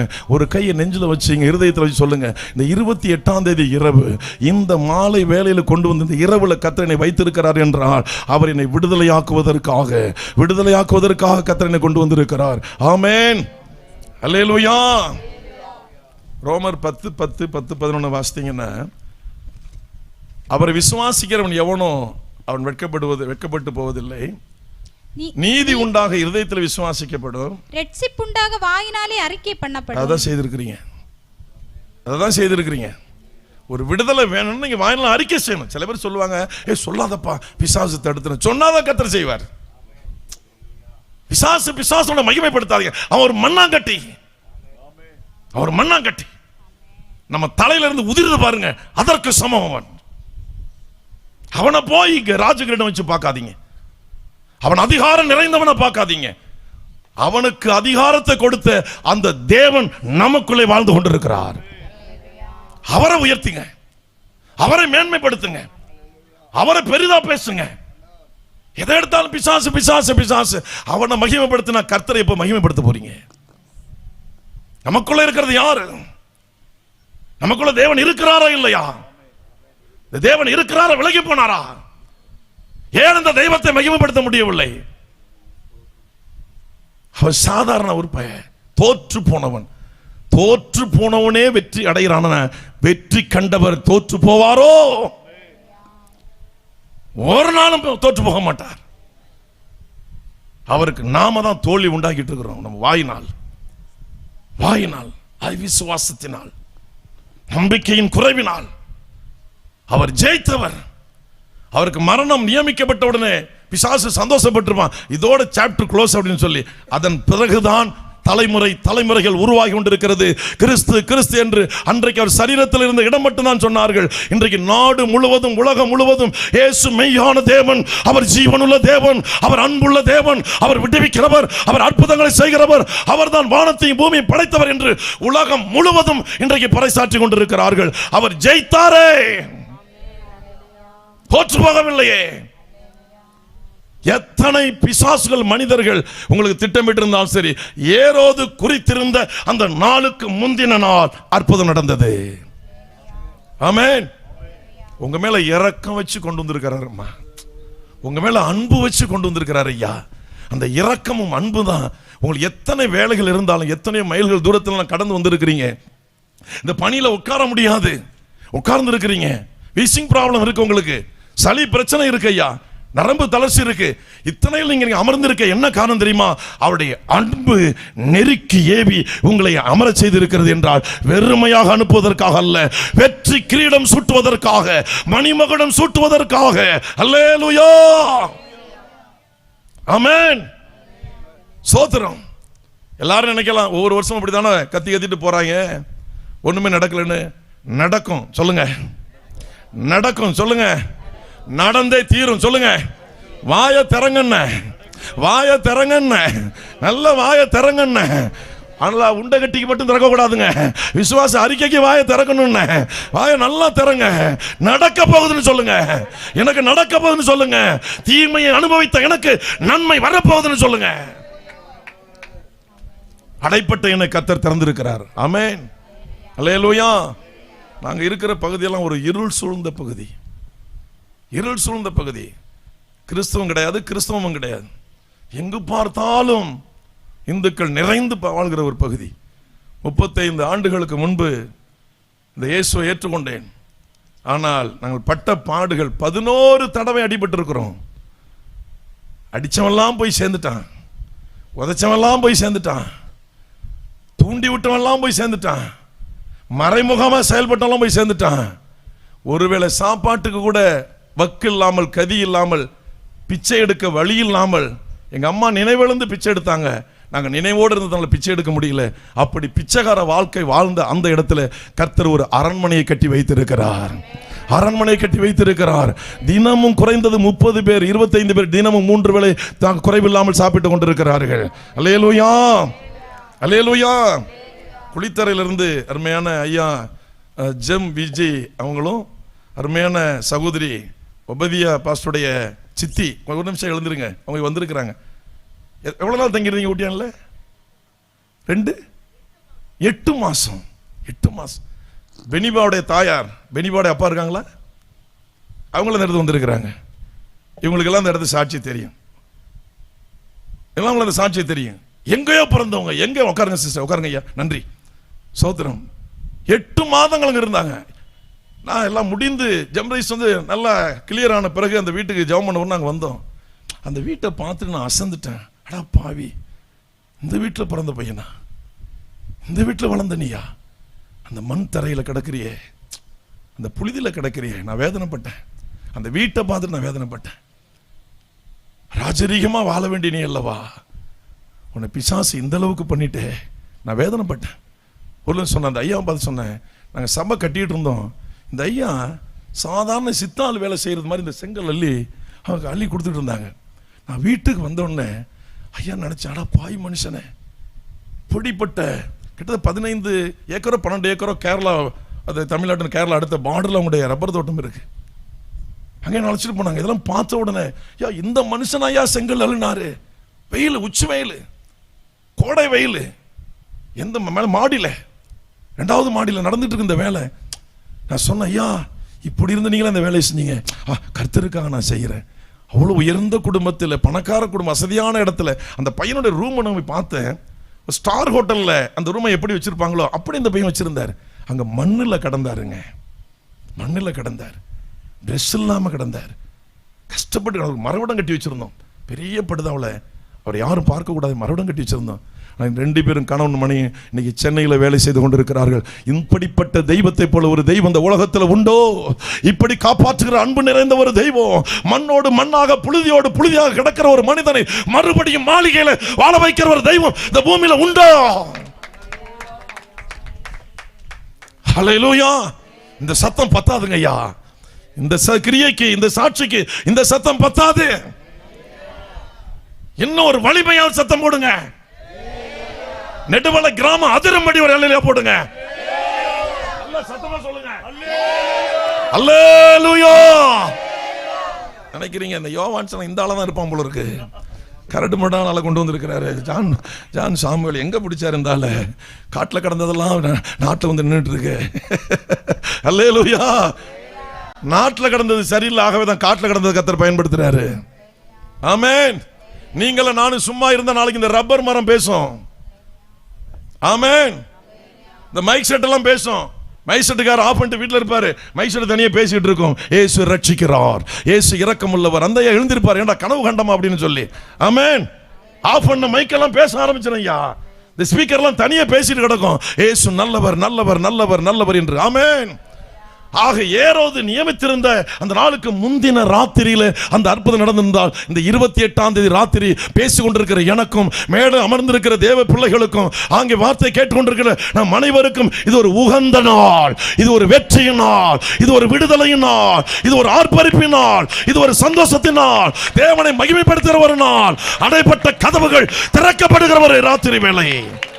ஆமென். ஹல்லேலூயா!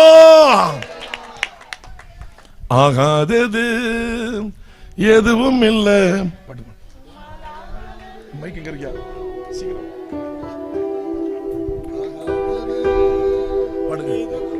எல்லாரும் எழுந்து நின்று பாடலாம். உம்மாலாகாதது எதுவும் இல்லை, அகிலம் அனைத்தையும் உண்டாக்கி ஆளுகிறேன், அகிலம் அனைத்தையும் உண்டாக்கி ஆளுகிறேன். ஆகாதது எதுவும் இல்லை, உம்மாலாகாதது. நல்ல உற்சாகமா கரத்தட்டி பாருங்க. ஆகாதது எதுவும் இல்லை, உம்மாலாகாதது எதுவும் இல்லை. துதி செய்ய தொடங்கியதும் எதிரிகள் தங்களுக்குள் வெட்டுண்டு மடிய செய்தி. துதி செய்ய தொடங்கியதும் எதிரிகளை தங்களுக்குள் வெட்டுண்டு மடிய செய்தி. உம்மாலாகோ எல்லாமாகோ, உம்மாலாகோ எல்லாமாகோ. ஆகாதது எதுவும் இல்லை, உம்மாலாகாதது எதுவும் இல்லை. ஆமென் ஆமென். ஆகாதது எதுவும் இல்லை, உம்மாலாகாதது எதுவும் இல்லை. அலங்கார வாசலிலே அலங்கோலம் உடையவன் என்று நடந்தாலே இயேசு நாமத்தில். ஆமென் ஆமென். அலங்கார வாசலிலே அலங்கோலம் உடையவன் என்று நடந்தாலே இயேசு நாமத்தில். உம்மாலாகும் எல்லாமாகும், உம்மாலாகும் எல்லாமாகும்.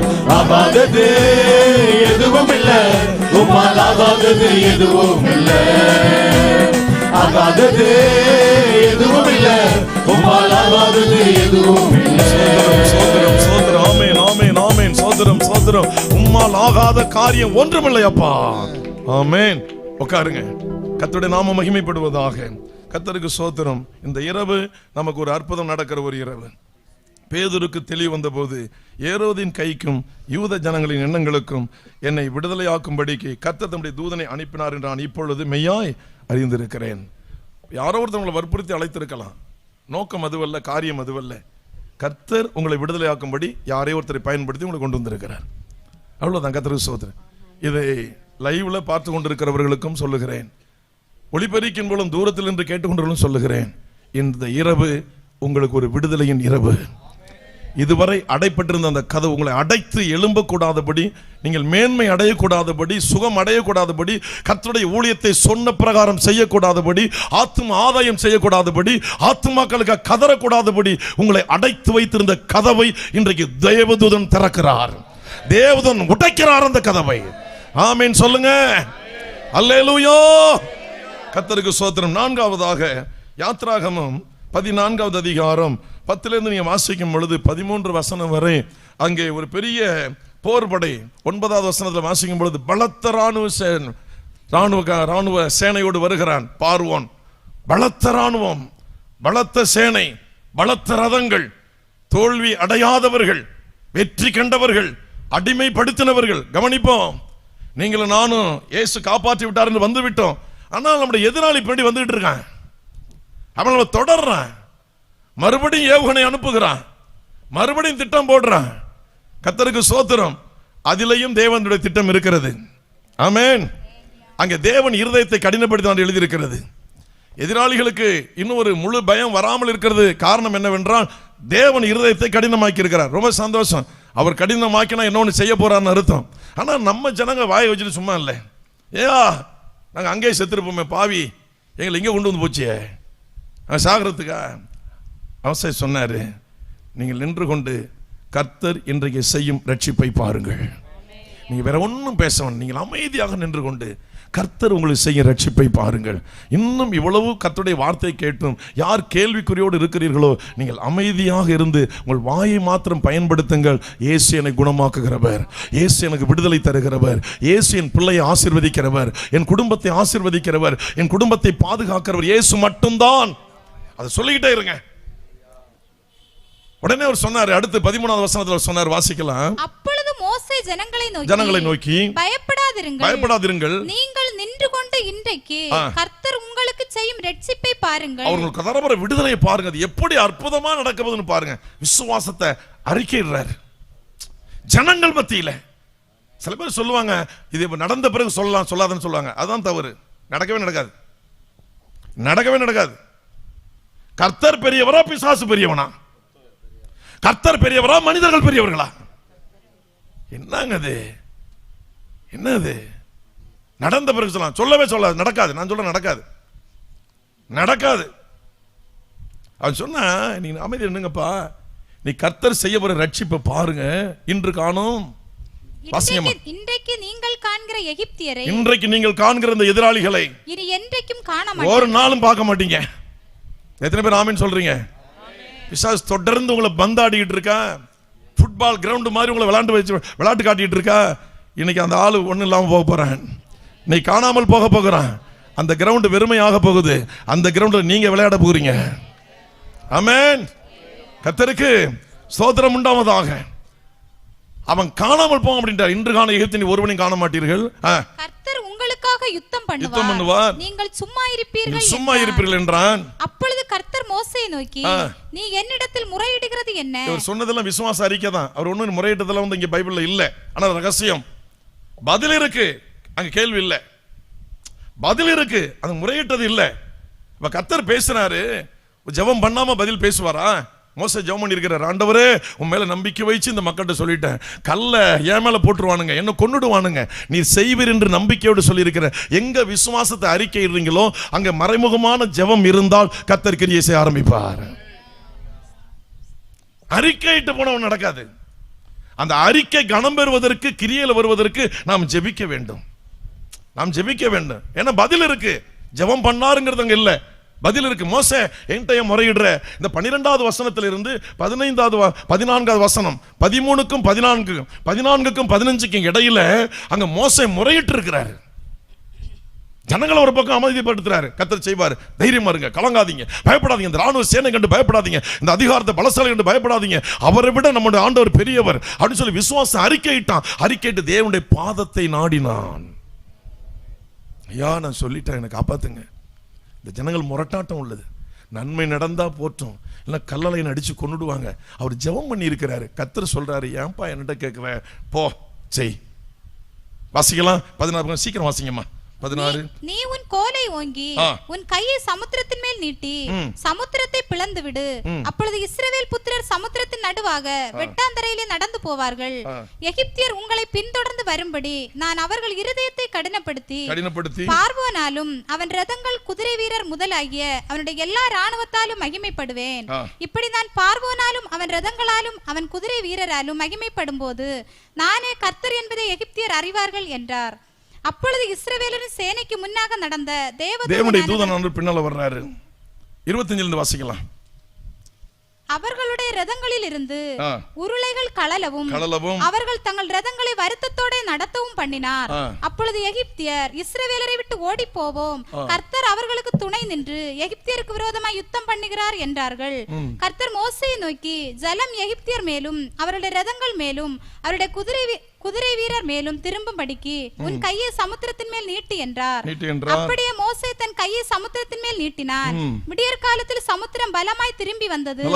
எகிப்தியர் அதற்கு எதிராக ஓடும்போது கையில ஆண்டவர் பெரிய அதிகாரத்தை கொடுத்திருக்கிறார். நம்ம கையில ஒரு பெரிய ஆளுகையை கர்த்தர் கொடுத்திருக்கிறார். நம்ம கை சாதாரணமான கை அல்ல, தேவனால் ஆசீர்வதிக்கப்பட்ட ஒரு கை இது. அது சொன்னாரு. இந்த ஜனங்கள் எல்லாம் சொன்னாங்க, நீங்க 24 வாசித்தீங்கன்னா அப்பொழுது வாசிக்கலாம். இந்த ஜனங்கள் என்ன சொன்னாங்க? வெளுத்து வரும் ஜாமத்தில் கர்த்தர் அக்கினியும் மேகவுமான ஸ்தம்பத்தில் இருந்து எகிப்தியரின் சேனையை பார்த்து அவர்கள் சேனையை கலங்கடித்து. ஆமென். நீங்களும் நானும் சரியா ஒரு பாதத்தில் இருந்தா எதிராவுடைய சேனையை கர்த்தர் நீ பார்ப்பாரு. கர்த்தர் பார்ப்பார் ஐயா, நிச்சயம் பார்ப்பாரு. எதெல்லாம் சேனையா வருதோ அதை பார்ப்பாரு, அதை கலங்கடிப்பாரு. அடுத்து என்ன நடந்துச்சு? அவர்களுடைய ரதங்களில் இருந்து உருளைகள் கலலவும் அவர்கள் தங்கள் ரதங்களை எந்த சக்கரத்தை வைத்து ஏறி சவாரி செய்தார்களோ அந்த சக்கரத்தினுடைய காரியங்களை கலண்டு விழும். எந்த அதிகாரத்தில் ஏறி பயணம் செய்தார்களோ அந்த அதிகாரம் கலண்டு விழும். எந்த சிங்காசனத்தில் அமர்ந்து ஒடுக்கினார்களோ அந்த சிங்காசனம் கவிழ்ந்து போகும். ஆமீன் சொல்லுங்க, அல்லேலூயா சொல்லுங்க. ரதம் என்பது இன்றைக்கு அந்த ஆளுகையை குறிக்கிறது. ஏறி சவாரி செய்கிற அந்த அதிகாரத்தை குறிக்கிறது. எந்த அதிகாரத்தில் அமர்ந்து, எந்த ஆளுகையில் அமர்ந்து, எந்த சிங்காசனத்தில் அமர்ந்து இந்த காரியத்தை செய்கிறார்களோ இன்றைக்கு தேவன் அதை பார்க்கிறார், அதை கலங்கடிக்க போகிறார். அல்லேலூயா. அடுத்த வசனத்தை வாசிக்கலாம். கர்த்தர் மோசேயை நோக்கி, ஜலம் எகிப்தியர் மேலும் அவருடைய ரதங்கள் மேலும் அவர்களுடைய குதிரை வீரர் மேலும் திரும்பும்படிக்கு உன் கையை சமுத்திரத்தின் மேல் நீட்டு என்றார். கர்த்தரே இதை செய்யலாம், கர்த்தரே செய்யலாம். சொல்லுகிற தெய்வத்தால செய்ய முடியாதா? ஆனால் நீங்களும் நானும் கர்த்தருக்காக செயல்பட வேண்டும். கர்த்தருக்காக செயல்படணும், விசுவாச அறிக்கை செய்யணும், ஜெபம் பண்ணணும். கையை நீட்ட சொல்ற இடத்துல கையை நீட்டணும், கையை மடக்க சொல்றத கையை மடக்கிக்கணும். எதிராளி சொன்னா அந்த தேவன் அவர்களுக்கு துணை நின்று 25 பிற்பகுதியில் பாருங்க, கர்த்தர் அவர்களுக்கு துணை நின்று எகிப்தியருக்கு விரோதமாக யுத்தம் பண்ணுகிறார் என்றார்கள். நல்லா கவனிங்க இந்த வார்த்தையை, இந்த வசனத்தை நல்லா கவனிங்க. இந்த வசனம் நிறைவேற போகுது.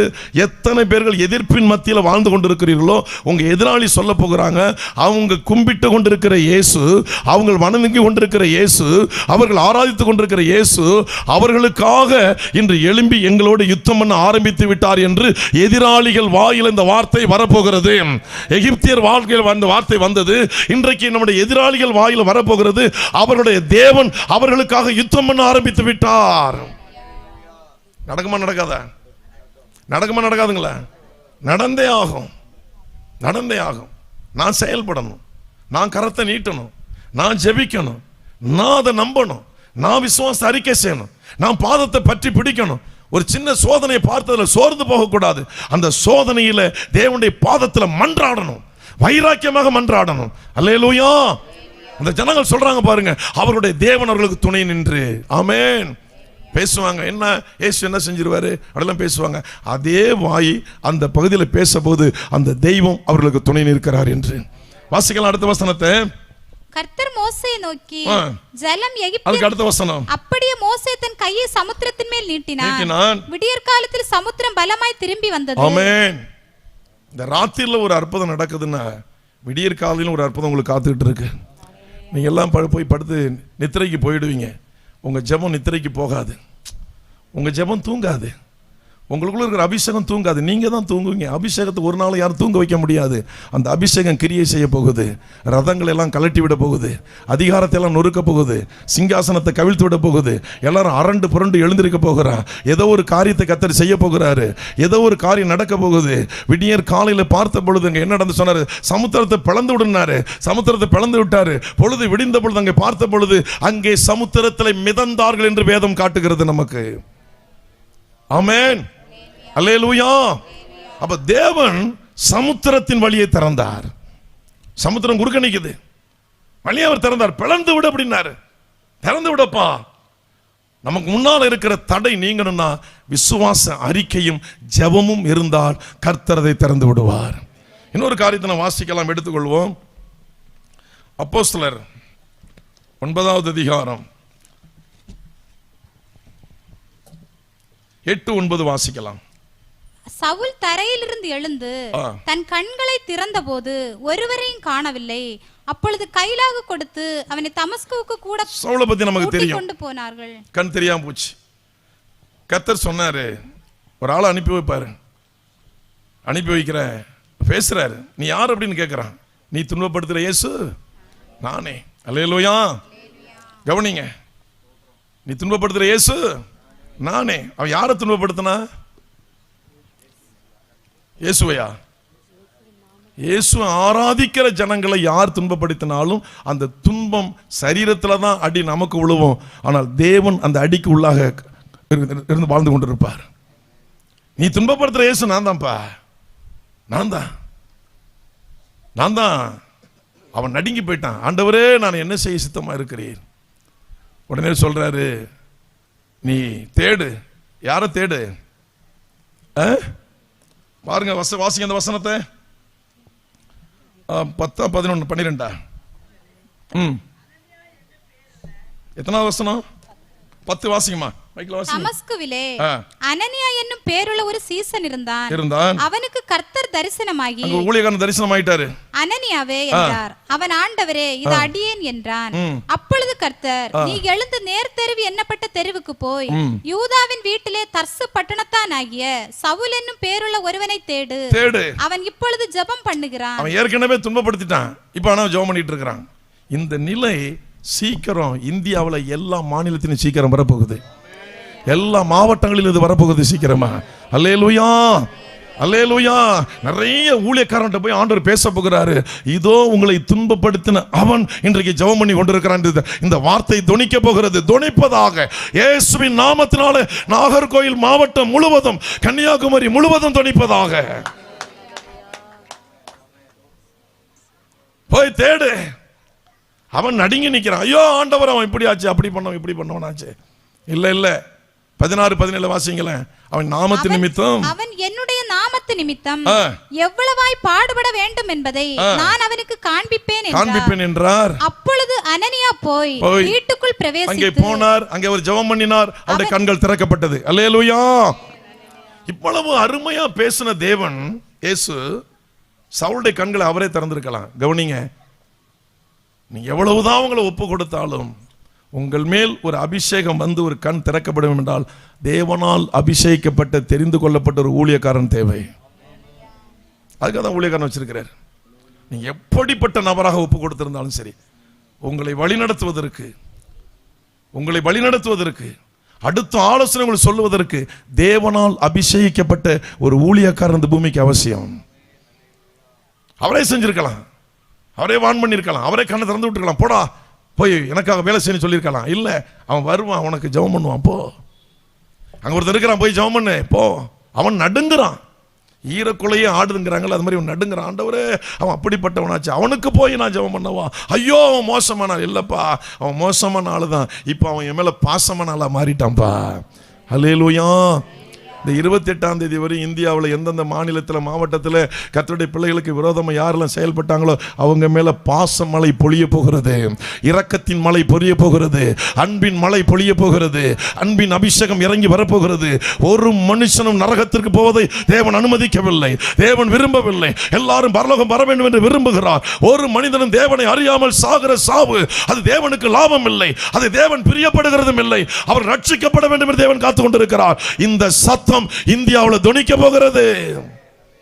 அல்லேலூயா. கர்த்தருக்கு ஸ்தோத்திரம். இப்ப வாசிங்க 26வது அதிகாரம் அப்போஸ்தலர் 13 18 வரை.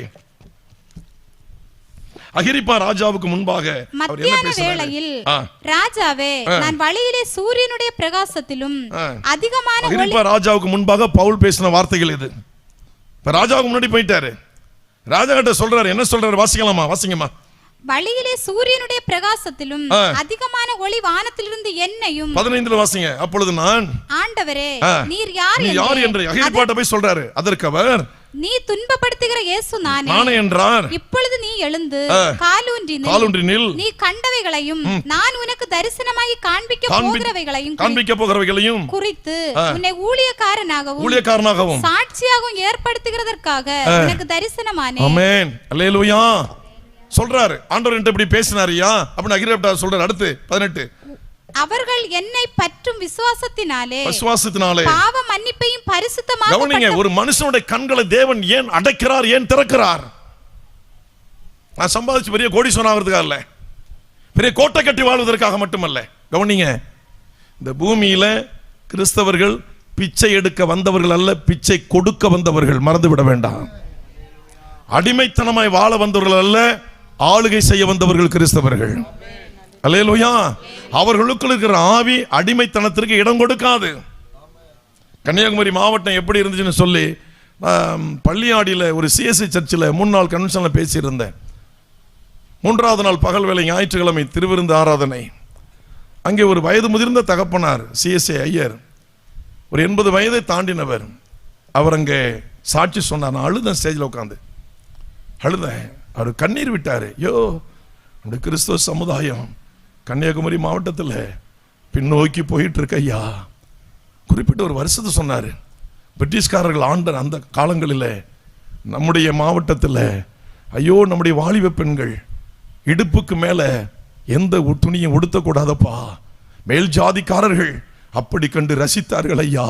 பிரிட்டிஷ்காரர், வெளிநாட்டிலிருந்து வந்த ஆங்கிலேயன், அவன் வந்து நம்முடைய தேசத்திற்காக போராடி இந்த மாவட்டத்தில் ஒரு விடுதலையை வாங்கி கொடுத்தான் ஐயா. அவர் கண்ணீர் விட்டார். நான் அழுத. இப்படி கடந்த மாவட்டம் ஐயா இது. அடிமைத்தனத்தில் கடந்த ஒரு மாவட்டம் ஐயா இது. இந்தியாவில் யாரும் போர்க்குரல் கொடுக்கவில்லை.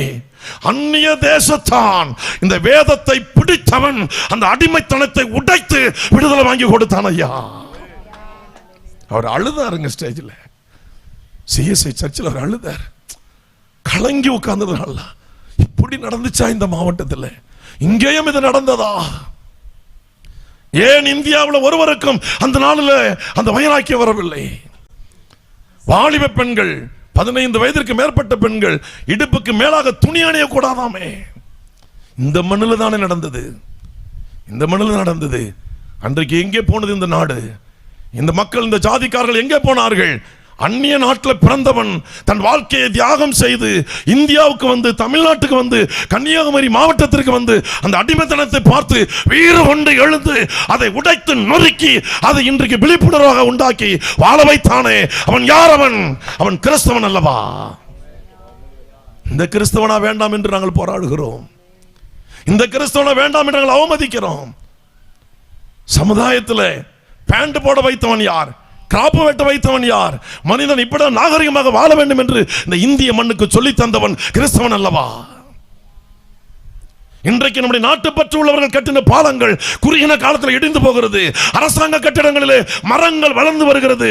அன்றைக்கு பிரிட்டிஷ்காரன் கட்டின பாலத்தை இன்றைக்கு இடிக்க முடியவில்லை. யார் நாட்டுப்பற்று உள்ளவர்கள்? அழுதார். அவரு அழுதாரு ஸ்டேஜில். 85 வயதை கடந்த அந்த தகப்பனார். சாதாரணமாக விடுதலை கிடைக்கவில்லை, சாதாரணமாக நமக்கு சுதந்திரம் கிடைக்கவில்லை. பலர் ரத்தம் சிந்திருக்கிறார்கள். லண்டன்ல பிறந்த ஒரு ஊழியக்காரர் திருநெல்வேலி மாவட்டத்தில் அவர் வந்து ஊழியர் கேப்ல கொல்லாவில் கூழ் வாங்கி குடிச்சு ஊழியம் செஞ்சிருக்கிறார். இறந்துட்டாரு. ஒரு சாக்கடைக்கும் பக்கத்தில் அவர்களை புதைத்து விட்டார்கள். கேள்விப்பட்டு இங்கிலாந்து வருகிறார்கள். வந்து நாங்கள் எங்கே புதைத்திருக்கலாம் என்று கேள்விப்பட்ட அந்த இடத்தை பார்க்க வேண்டும் என்று போகிறார்கள். ஒரு சாக்கடைக்கும் பக்கத்தில், ஆற்றுக்கும் பக்கத்தில், அந்த கழிவு நீர் போகிற பக்கத்தில் அவரை புதைத்திருக்கிறார்கள். பார்த்து அந்த அழுதாங்க. ஏ, நீ இங்கிலாந்தில் ராஜகுலத்தில் பிறந்தவன்டா, நீ இந்த மண்ணை ஆள வேண்டியவன்டா, இங்கே வந்து இப்படி அநியாயமாக செத்து போயிட்டியே. அந்த உறவுகள் வந்து அழுதார்களாம். அங்கே ராஜகுலத்தில் பிறந்தவன் ஏன் இந்தியாவில் வந்து அந்த சாக்கடைக்கு பக்கத்தில் உயிரை மாய்த்து புதைக்க வேண்டும்? கிறிஸ்து உள்ளே இருந்தார், கிறிஸ்து உள்ளே இருந்தார், கிறிஸ்து உள்ளே இருந்தார், கிறிஸ்துவோட இருதயத்தில் இருந்தார். எந்த மனுஷனுடைய இருதயத்தில் கிறிஸ்து இருக்கிறாரோ அவர்கள் விழிப்புணர்வுக்கு நேராக பாடுபடுவார்கள், சமுதாய துரோகங்களுக்கு நேராக பாடுபடுவார்கள், அடிமைத்தனத்திற்கு நேராக பாடுபடுவார்கள், விடுதலைக்கு நேராக பாடுபடுவார்கள். கிறிஸ்து இருக்க வேண்டும். சவுலை குறித்து, பவுலை குறித்து சொல்லப்பட்டிருக்கிறது. அவனை நாமத்திற்காக வெகு பாடுபட வேண்டியது இருக்கிறது. அவன் எதற்காக வந்தான்? வாசிக்கலாம் அந்த வசனத்தை, 18வது வசனத்தை வாசிக்க நாம் கேட்கலாம். அவர்கள் என்னை பற்றும் விசுவாசத்தினாலே பாவ மன்னிப்பையும் பரிசுத்தமாக்கப்பட்டவர்களுக்குரிய சுதந்திரத்தையும் பெற்றுக்கொள்ளும்படிக்கு அவர்கள் இருளை விட்டு ஒளியினிடத்திற்கும் சாத்தானுடைய அதிகாரத்தை விட்டு தேவனிடத்திற்கும் திரும்பும்படிக்கு நீ அவர்களுடைய கண்களை திறக்கும் பொருட்டு. சவுல், நான் உன்னை கண்களை திறந்தது உனக்கு தண்டனையாக இல்லப்பா, நீ அநேகருடைய கண்களை திறக்க வேண்டும். அடிமைத்தனத்தில் இருக்கிற அநேக மக்களுடைய கண்களை திறக்க வேண்டும் ஐயா. இருளில் இருக்கிற ஜனங்கள் தெய்வ வெளிச்சத்தினத்திற்கு வர வேண்டும் அப்பா, தெய்வத்தினத்திற்கு வர வேண்டும். அதற்காக தான் சவுலே உன்னை பவுலாக மாற்றி உன் கண்களை திறந்திருக்கிறேன். ஆச்சரியமான ஒளிக்கு அநேகரை கொண்டு வருவதற்காக, அந்த இருளில் கிடக்கிற மக்களுடைய குருட்டு கண்களை திறப்பதற்காக உன் கண்களை நான் திறந்திருக்கிறேன். யோசித்து பாரு, கிறிஸ்து எங்கே இருக்கிறார்? கிறிஸ்து எங்கே இருக்கிறார்? கிறிஸ்து இருந்தால் நாட்டுடைய விடுதலைக்காக நாம் ஜெபிப்போம். அவன் இருக்கிற ஊட்டியானில ஒரு நாளைக்கு 7 மணி நேரம் குறைவில்லாமல், ஒரு நாளைக்கு நாள் ஒன்றுக்கு 7-7.5 மணி நேரம் ஜெபம் நடந்து கொண்டிருக்கிறது. ஒரு நாள் நாங்கள் தேசத்திற்காக ஜெபிப்பதை மறந்ததில்லை. அடிமைத்தனத்தில் கிடக்கிற மக்களுக்காக ஜெபிப்பதை நாங்கள் மறந்ததில்லை. ஜாதி பார்க்கவில்லை, மதம் பார்க்கவில்லை, கஷ்டப்படுற அத்தனை தினமும் குரல் கொடுத்து கொண்டிருக்கிறோம். தினமும் நான் இங்கே கன்வென்ஷன் வந்துட்டேன், ஆனால் கூட்டம் நடந்துகிட்டு இருக்கு, அங்கே ஜெபம் நடந்துகிட்டு இருக்கு. நான் இருக்க வேண்டிய அவசியம் இல்லை. ஒரு நெருப்பை தேவன் கொளுத்தி விட்டார், அது பற்றி எரிந்து கொண்டிருக்கிறது.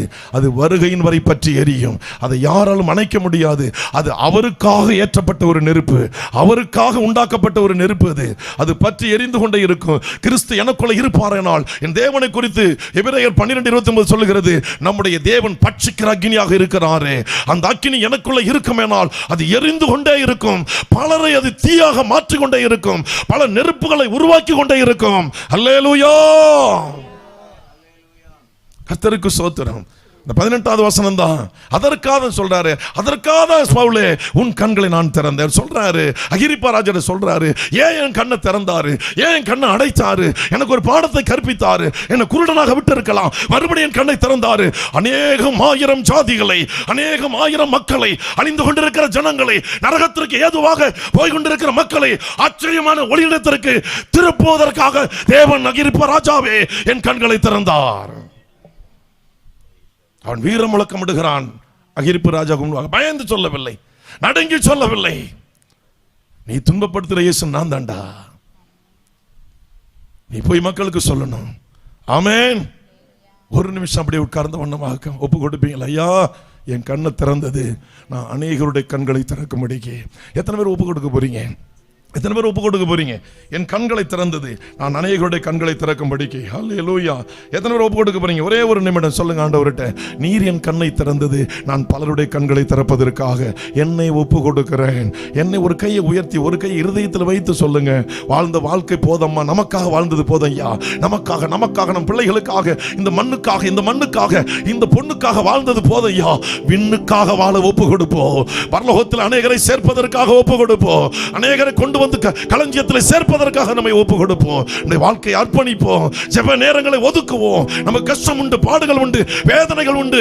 ஐயோ, வலது கைக்கும் இடது கைக்கும் வித்தியாசம் தெரியாமல், நரகத்திற்கும் பரலோகத்திற்கும் வித்தியாசம் தெரியாமல் அழிந்து கொண்டிருக்கிற மக்களுக்கு இந்த வெளிச்சத்தை பற்றி யார் சொல்லுவார்கள்?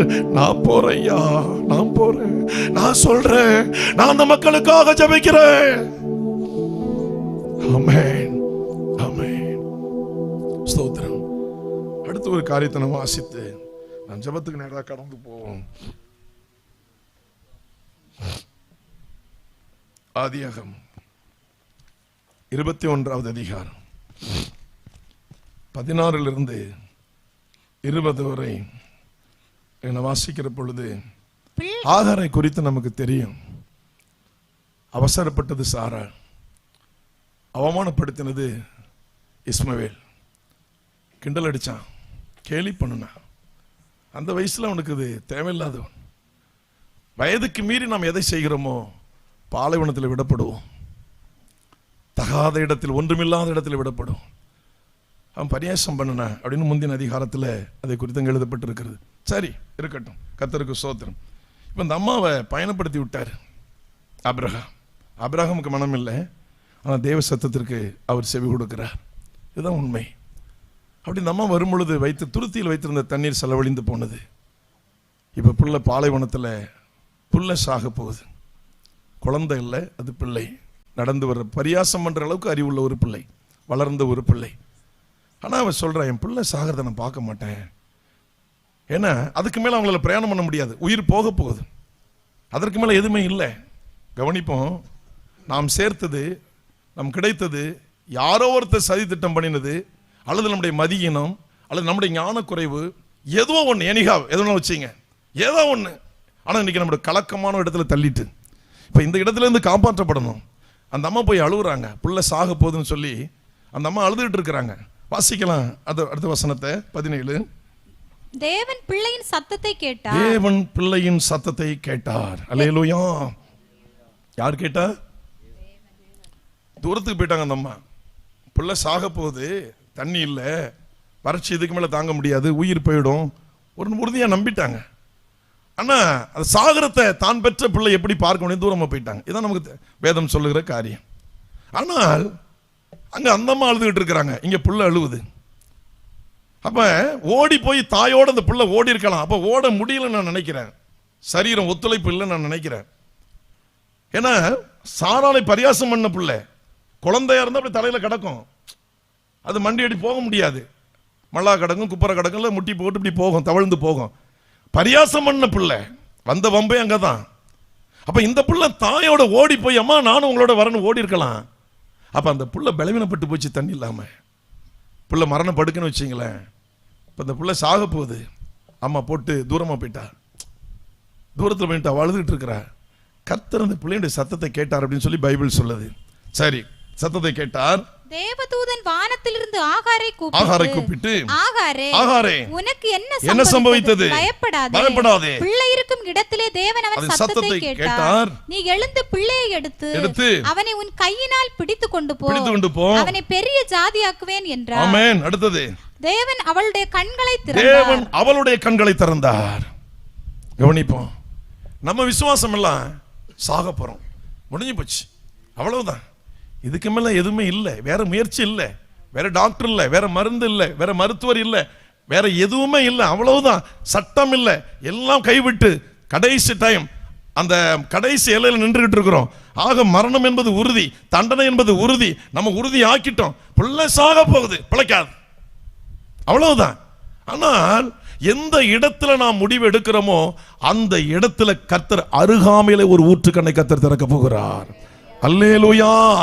எங்கே முடிவெடுத்தமோ முடியாது என்று, எங்கே முடிவெடுத்தமோ மரணம் என்று, எங்கே முடிவெடுத்தமோ தண்டனை என்று, எங்கே முடிவெடுத்தமோ இறுதி கட்டத்திற்கு வந்து விட்டோம் என்று, எங்கே முடிவெடுத்தமோ வாழ்ந்தது போதும் அவ்வளவுதான், கர்த்தர் அழைக்க போகிறார், போக போகிறேன் என்று எத்தனை பேர் முடிவெடுத்து இதுதான் முற்றுப்புள்ளி என்று முற்றுப்புள்ளி வைத்திருக்கிறீர்களோ, நீங்கள் புலம்புகிற அந்த இடத்துல பக்கத்தில் ஒரு ஊற்றுக்கண்ணை தேவன் திறக்க போகிறார்.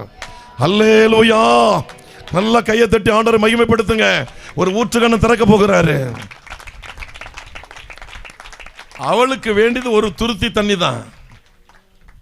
ஆனால் இன்று வரை இஸ்லாமிய மக்கள் புனித தண்ணீர் என்று அதை அங்க போகிற மக்கள் எல்லாம், மக்கா மதீனா போகிறவங்க எல்லாம் ஜம்ஜம் தண்ணீரா, ஜம்ஜம் தானே, ஜம்ஜம் தண்ணீர் என்று சொல்லி அதை அடைத்து கொண்டு வந்து எடுத்து கொண்டு வந்து இன்றைக்கும் அந்த தண்ணீரை எல்லாருக்கும் புனித தண்ணீர் கொடுக்கிறார்கள். என்றைக்கு தேவன் திறந்தாரோ இந்த நாள் வரை அதை யாரும் அடைக்க முடியவில்லை. அந்த தண்ணீர் ஊறிக்கொண்டே வந்து கொண்டிருக்கிறது. அது ஊற்றுக்கண்ணை தேவன் திறந்திருக்கிறார்.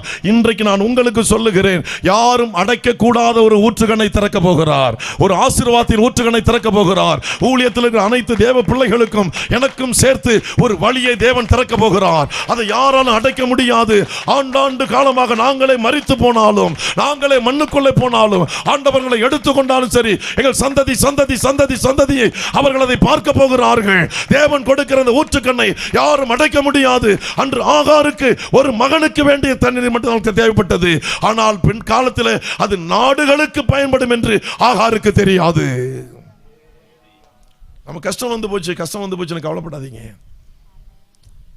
அந்த எழுகைக்கு போயிட்டுன்னு சொல்லி கவலைப்படாதீங்க. அவர் சாட்சி சொன்னல, அருமையான சகோதரி சுதா, அவங்க பையன் இந்த நிலையில வரலனா அப்போ ஊழியம் செஞ்சுக்கிட்டு இருந்தாங்க. அந்த ஊழியத்தில் நான் போய் நிறைய செய்தி கொடுத்துருக்குறேன். நிறைய பேருக்கு அங்கே ஜெபம் பண்ணியிருக்கிறோம். அந்த இணையமாக அந்த கடற்கரை பகுதியெல்லாம் என்ன அழைச்சிட்டு போயிருக்காங்க. இந்த பகுதியில் கன்வென்ஷன் முடிச்சுட்டு அடுத்த கன்வென்ஷன் வர்றது வரையும் அவங்க வீட்டில் தங்கி இருந்திருக்கோம். 10 நாள், ஒரு நாள் 2 நாள், 10 நாள், 2 வாரம் இப்படியெல்லாம் நாங்கள் தங்கியிருக்கிறோம். நாள் கணக்கில் அவங்க வீட்டில் மேல் பகுதியில் என்னுடைய ஊழியக்காரர்கள் எப்பொழுதுமே நான் டீமோட தான் வருவேன். நான் ஆண்டோட்ட போகும்போது டீமோட தான் கொண்டு போக போகிறேன். ஒரு அல்லேலூயா சொல்லுங்க. கூட வந்த வாலிப பையன்லாம் நினைக்கிறேன், இந்த ஆளுக்கு வயசாகிட்டு பரவாயில்ல நம்மளையும் சேர்த்து கொண்டு போகிறோங்கிறாரு. கர்த்தருக்கு மகிமை உண்டாவதாக. நான் என் ஆண்டவர் தனியவே விடலை. +1 படிக்க ஆரம்பித்ததிலிருந்து இந்த நாள் வரை ஆண்டவர் என்னை தனியே விடலை. ஒரு கூட்டமாக தான் வச்சிருக்கிறார். கர்த்தர் சோதனை டிரைவர்லாம் மேலே படுத்திருந்தாங்க. டிரைவர் ஊழியக்கார தம்பியெல்லாம் படுத்திருந்தாங்க. அப்போ அவங்க வீட்டில் சேர் மேலே கிடந்துச்சு. அந்த தம்பி இந்த பேய் இதெல்லாம் வந்து அதிகம் நம்பாதவர். எனக்கு வந்த டிரைவர் நல்ல திறமையான ஒரு டிரைவர். இருந்த சேர் அப்படியே தலைகளை கவிழ்ந்து விழுந்திருக்கு. அப்படியே ஜம்ப் பண்ணி விழுந்திருக்கு. யாருமே இல்லை, எந்த காற்றும் இல்லை. அந்த போட்ட சேர் அப்படியே தலைகீழ அப்படி கவிழ்ந்துருக்கு. ஆளு அரண்டுட்டான். ஏடா சேர் தனியே விழுவுது ஜம்ப் பண்ணின்னு. அவ்வளவு கட்டுகள் இருந்தது, அவ்வளவு கட்டுகள். இந்த சகோதரி பிடிக்கவே முடியாது. டைவ் அடிப்பாங்க, உருளுவாங்க, கர்ணம் அடிப்பாங்க. பிடிக்கவே முடியாது, பிடிக்க முடியாது. மத்திக்கோடில் தங்கசாமி ஐயா நடத்தின கன்வென்ஷனில் இவங்க கடைசி நாள் வந்தாங்க. 3வது நாள் பகல் வேலையில் வந்தாங்க. ஜெபம் பண்ணிட்டு சொன்னாங்க வீட்டுக்கு வரணும் அப்படின்னாங்க. ஒரு 4 சொன்னப்பறம் போனோம். அதுலேருந்து தொடர்பு இன்று வரை அவங்க ஒரு தொடர்பாக இருக்கிறோம். கர்த்தருடைய வருகை தாமதிக்குமானால் அதுவரை தொடர்பாக இருப்போம் என்று நான் விசுவாசிக்கிறேன். கர்த்தருக்கு ஸ்தோத்திரம் உண்டாவதாங்க. அல்லேலூயா, அல்லேலூயா. அவங்க தான் ஒரு சொப்பனம் பார்த்து எனக்கு சொன்னது. அப்போ நான் வச்சது அம்பாசிடர் இருக்கார். உங்கள் காரில் தேசிய கொடி இருக்குது, எங்கள் வீட்டில் தங்கிட்டு போகிறீங்க, இன்றைக்கி என் காரில் தேசிய கொடி இருக்குது. ஒரு அல்லேலூயா சொல்லுங்க. கர்த்தருக்கு மகிமை உண்டாவதாக. எனக்கு தேசிய கொடி மேலே ரொம்ப பிரியம். என்னுடைய ப்ரேயர் ரூமில் 2 தேசிய கொடி வச்சுருக்கிறேன். என்னுடைய டேபிளில் தேசிய கொடி வச்சுருக்கிறேன். என்னுடைய காருக்குள்ளே தேசிய கொடி வச்சுருக்கிறேன். அந்த பில்லர் இருக்குல்ல, அந்த கொடி கம்பம், அதில் தேசிய கொடிய அந்த கவர் வச்சுருக்கிறேன். தேசத்தின் மீதும் தேசிய கொடியின் மீதும் விருப்பம் உள்ளவன் இந்த கிறிஸ்தவன். அல்லேலூயா, அல்லேலூயா. நாட்டின் மீது பற்றுள்ளவன் தான் கிறிஸ்தவன். நாட்டினுடைய சீரழிப்புகளை தவிர்த்து நிராகரித்து அது நடக்கக்கூடாது என்று முறையிடுகிறவன் தான் உண்மையான கிறிஸ்தவன். அல்லேலூயா, கர்த்தருக்கு ஸ்தோத்திரம் உண்டாவதாக. இப்போ ஆகாருக்கு வேண்டியது ஒரு துருத்தி தண்ணி தான். ஆனா நாடுகளுக்கு அது பயன்பட போகுதுன்னு ஆகாருக்கு தெரியாது. புள்ள சாக போகுதுன்னு சொன்னாங்க. அந்த இடத்துல கர்த்தர் திறந்தாரு. இன்னைக்கு எந்த இடத்துல கவலைப்பட்டு இருக்கிறீங்களோ, கலங்கி நின்று கொண்டு இருக்கிறீங்களோ, அங்கே ஒரு வாசலை கர்த்தர் திறக்க போகிறாரு. எத்தனை பேர் விசுவாசிக்கிறீங்க? எத்தனை பேர் விசுவாசிக்கிறீங்க? எத்தனை பேர் விசுவாசிக்கிறீங்க? கஷ்டப்படுற இடத்துல, கண்ணீர் விட்டு கதற இடத்துல படுத்தா தூக்கம் வர மாட்டேது. பார்த்தீங்களா? மாத்திரை போட்டா கூட தூக்கம் இல்லையில, மாத்திரை போட்டாதான் தூக்கம் வருதுன்னு சொல்லி புலம்பிக்கிட்டு இருக்கிறீங்களே, அந்த இடத்துல தான் கர்த்தர் ஒரு வழியை திறக்க போகிறாரு. தூரத்தில் இல்லை, தூரத்தில் இல்லை, 10 மைலுக்கு அந்தாண்ட இல்லை, 4 கிலோமீட்டருக்கு அந்த பக்கம் இல்லை, 1 கிலோமீட்டர் அந்த பக்கம் இல்லை. உங்க எங்க சாக போறோன்னு முடிவெடுத்திருக்கிறோமோ, எங்க முடிய போதுன்னு முடிவெடுத்தோமோ, அந்த இடத்துல தான் கர்த்தர் வழியை திறக்க போகிறாரு. அது நாடுகளுக்கு பயன்பட போகிறது.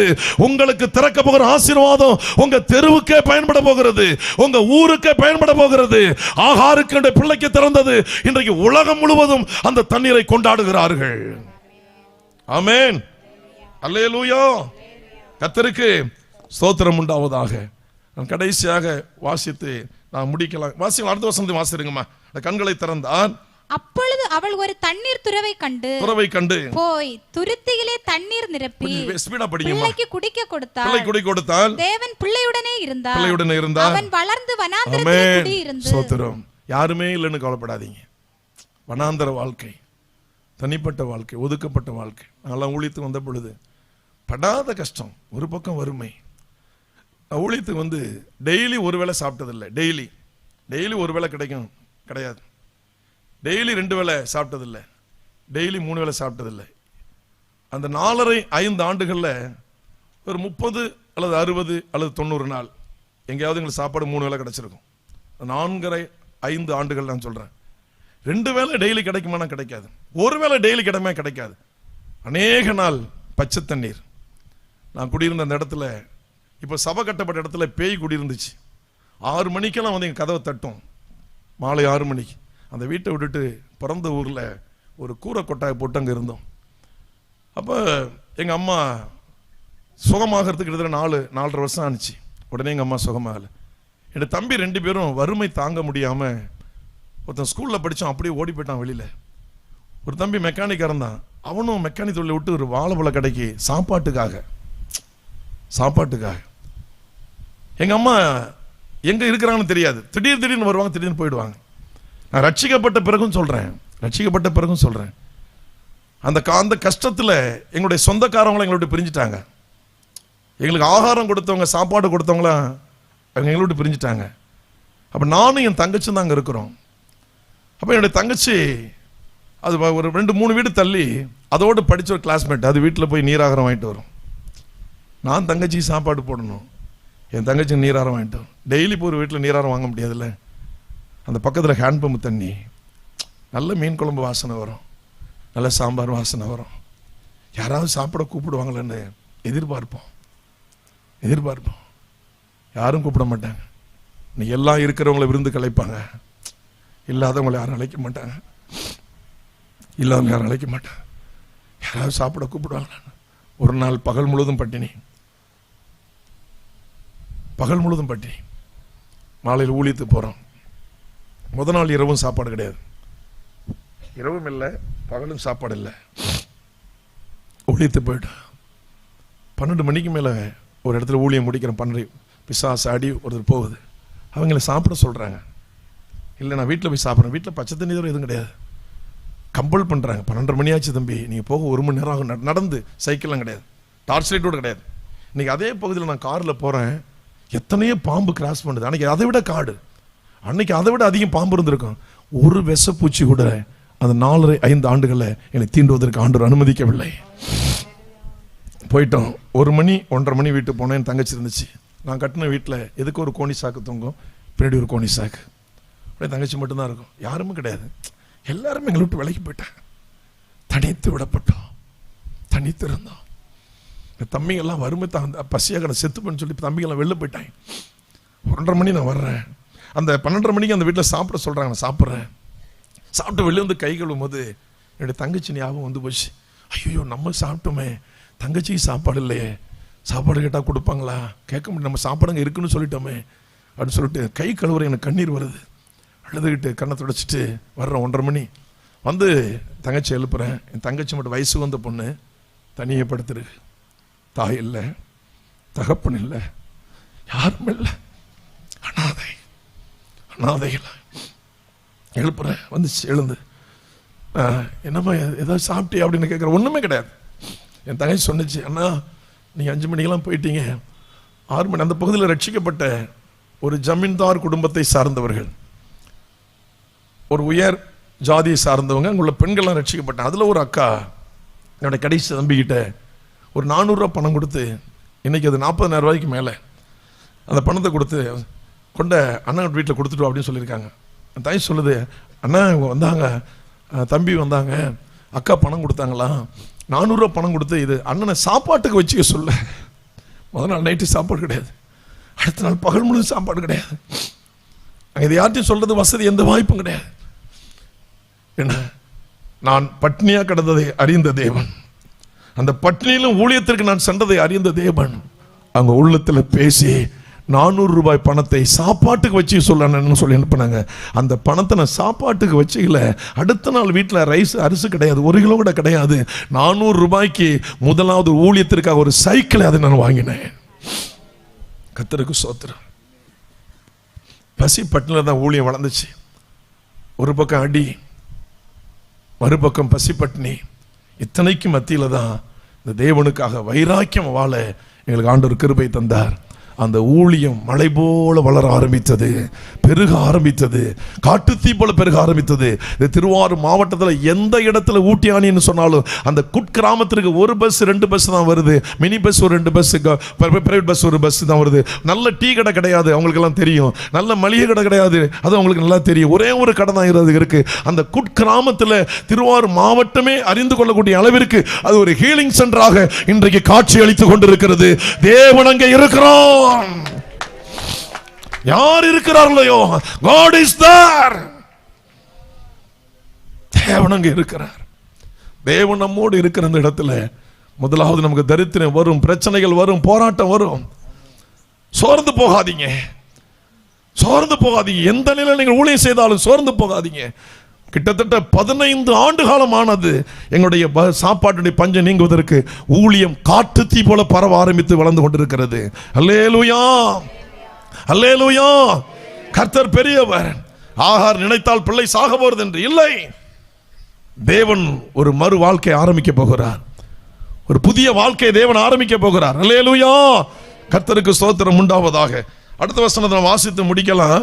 நீங்கள் செய்ய வேண்டிய, நாம் செய்ய வேண்டிய காரியம் ஏசாயா 35:4-5 வாசிங்கன்னா, மனம் பதறுகளை பார்த்து நீங்கள் பயப்படாதிருங்கள், திடன் கொள்ளுங்கள், இதோ உங்கள் தேவன் நீதியை சரி கட்டவும் உங்கள் தேவன் பதிலுக்கு வருவார், அவர் வந்து உங்களை ரட்சிப்பார் என்று சொல்லுங்கள்.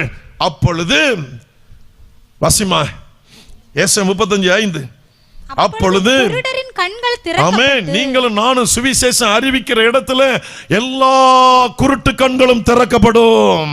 தெய்வத்தை பார்க்கிற கண்களாக மாறும், ஆசீர்வாதத்தை பார்க்கிற கண்களாக மாறும், விடுதலையை பார்க்கிற கண்களாக மாறும், கட்டுகள் உடைவதை பார்க்கிற கண்களாக மாறும், அந்தகார சங்கிலிகள் அருந்து விழுகிறதை பார்க்கிற கண்களாக மாறும். நீங்களும் நானும் சுவிசேஷம் சொல்லுகிற இடத்துல யாரை பார்த்து சொல்லணும்? மனம் பதறுகளை பார்த்து. ஜெம்ரைஸை கொண்டு வரும் பொழுது நம்பிக்கையற்ற நிலையில் வந்தாங்க. 6 பேர் என்னமோ வந்தாங்க, 2 காரில் வந்தாங்க. அங்கே இருந்து ஒரு தஞ்சாவூர் தப்பிச்சிட்டார் தம்பி.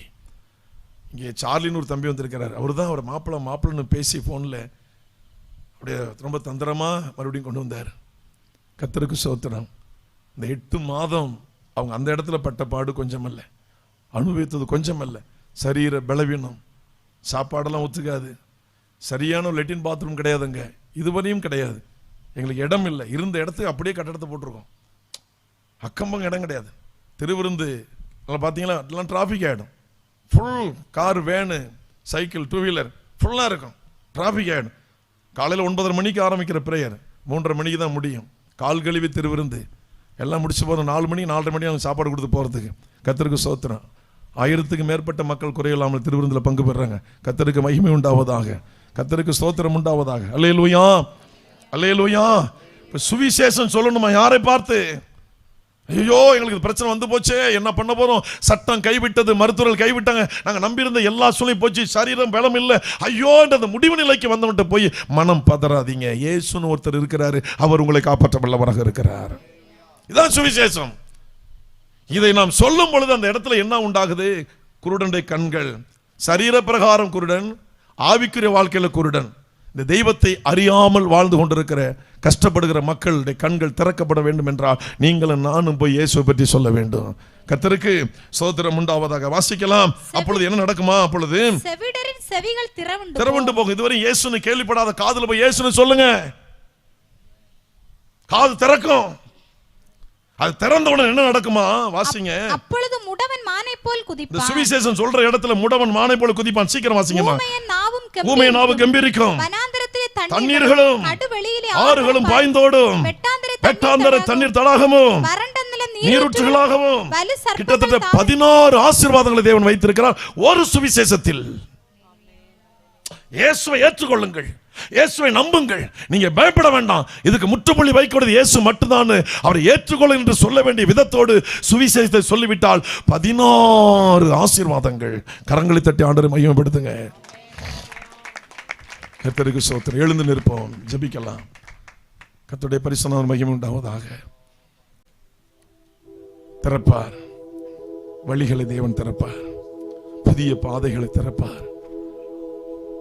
நாம் பரிதவிக்கிற இடத்துல, இங்க தண்ணீரே கிடைப்பதற்கு வாய்ப்பே இல்லை என்று இயற்கையே சொல்லுகிற அந்த இடத்துல, இயற்கை சொல்லுகிற இடத்துல கவனிங்க, இயற்கை சொல்லுகிற இடத்துல ஒரு ஊற்றுக்கண் திறக்கப்படும், ஒரு ஊற்றுக்கண் திறக்கப்படும். அல்லேலூயா.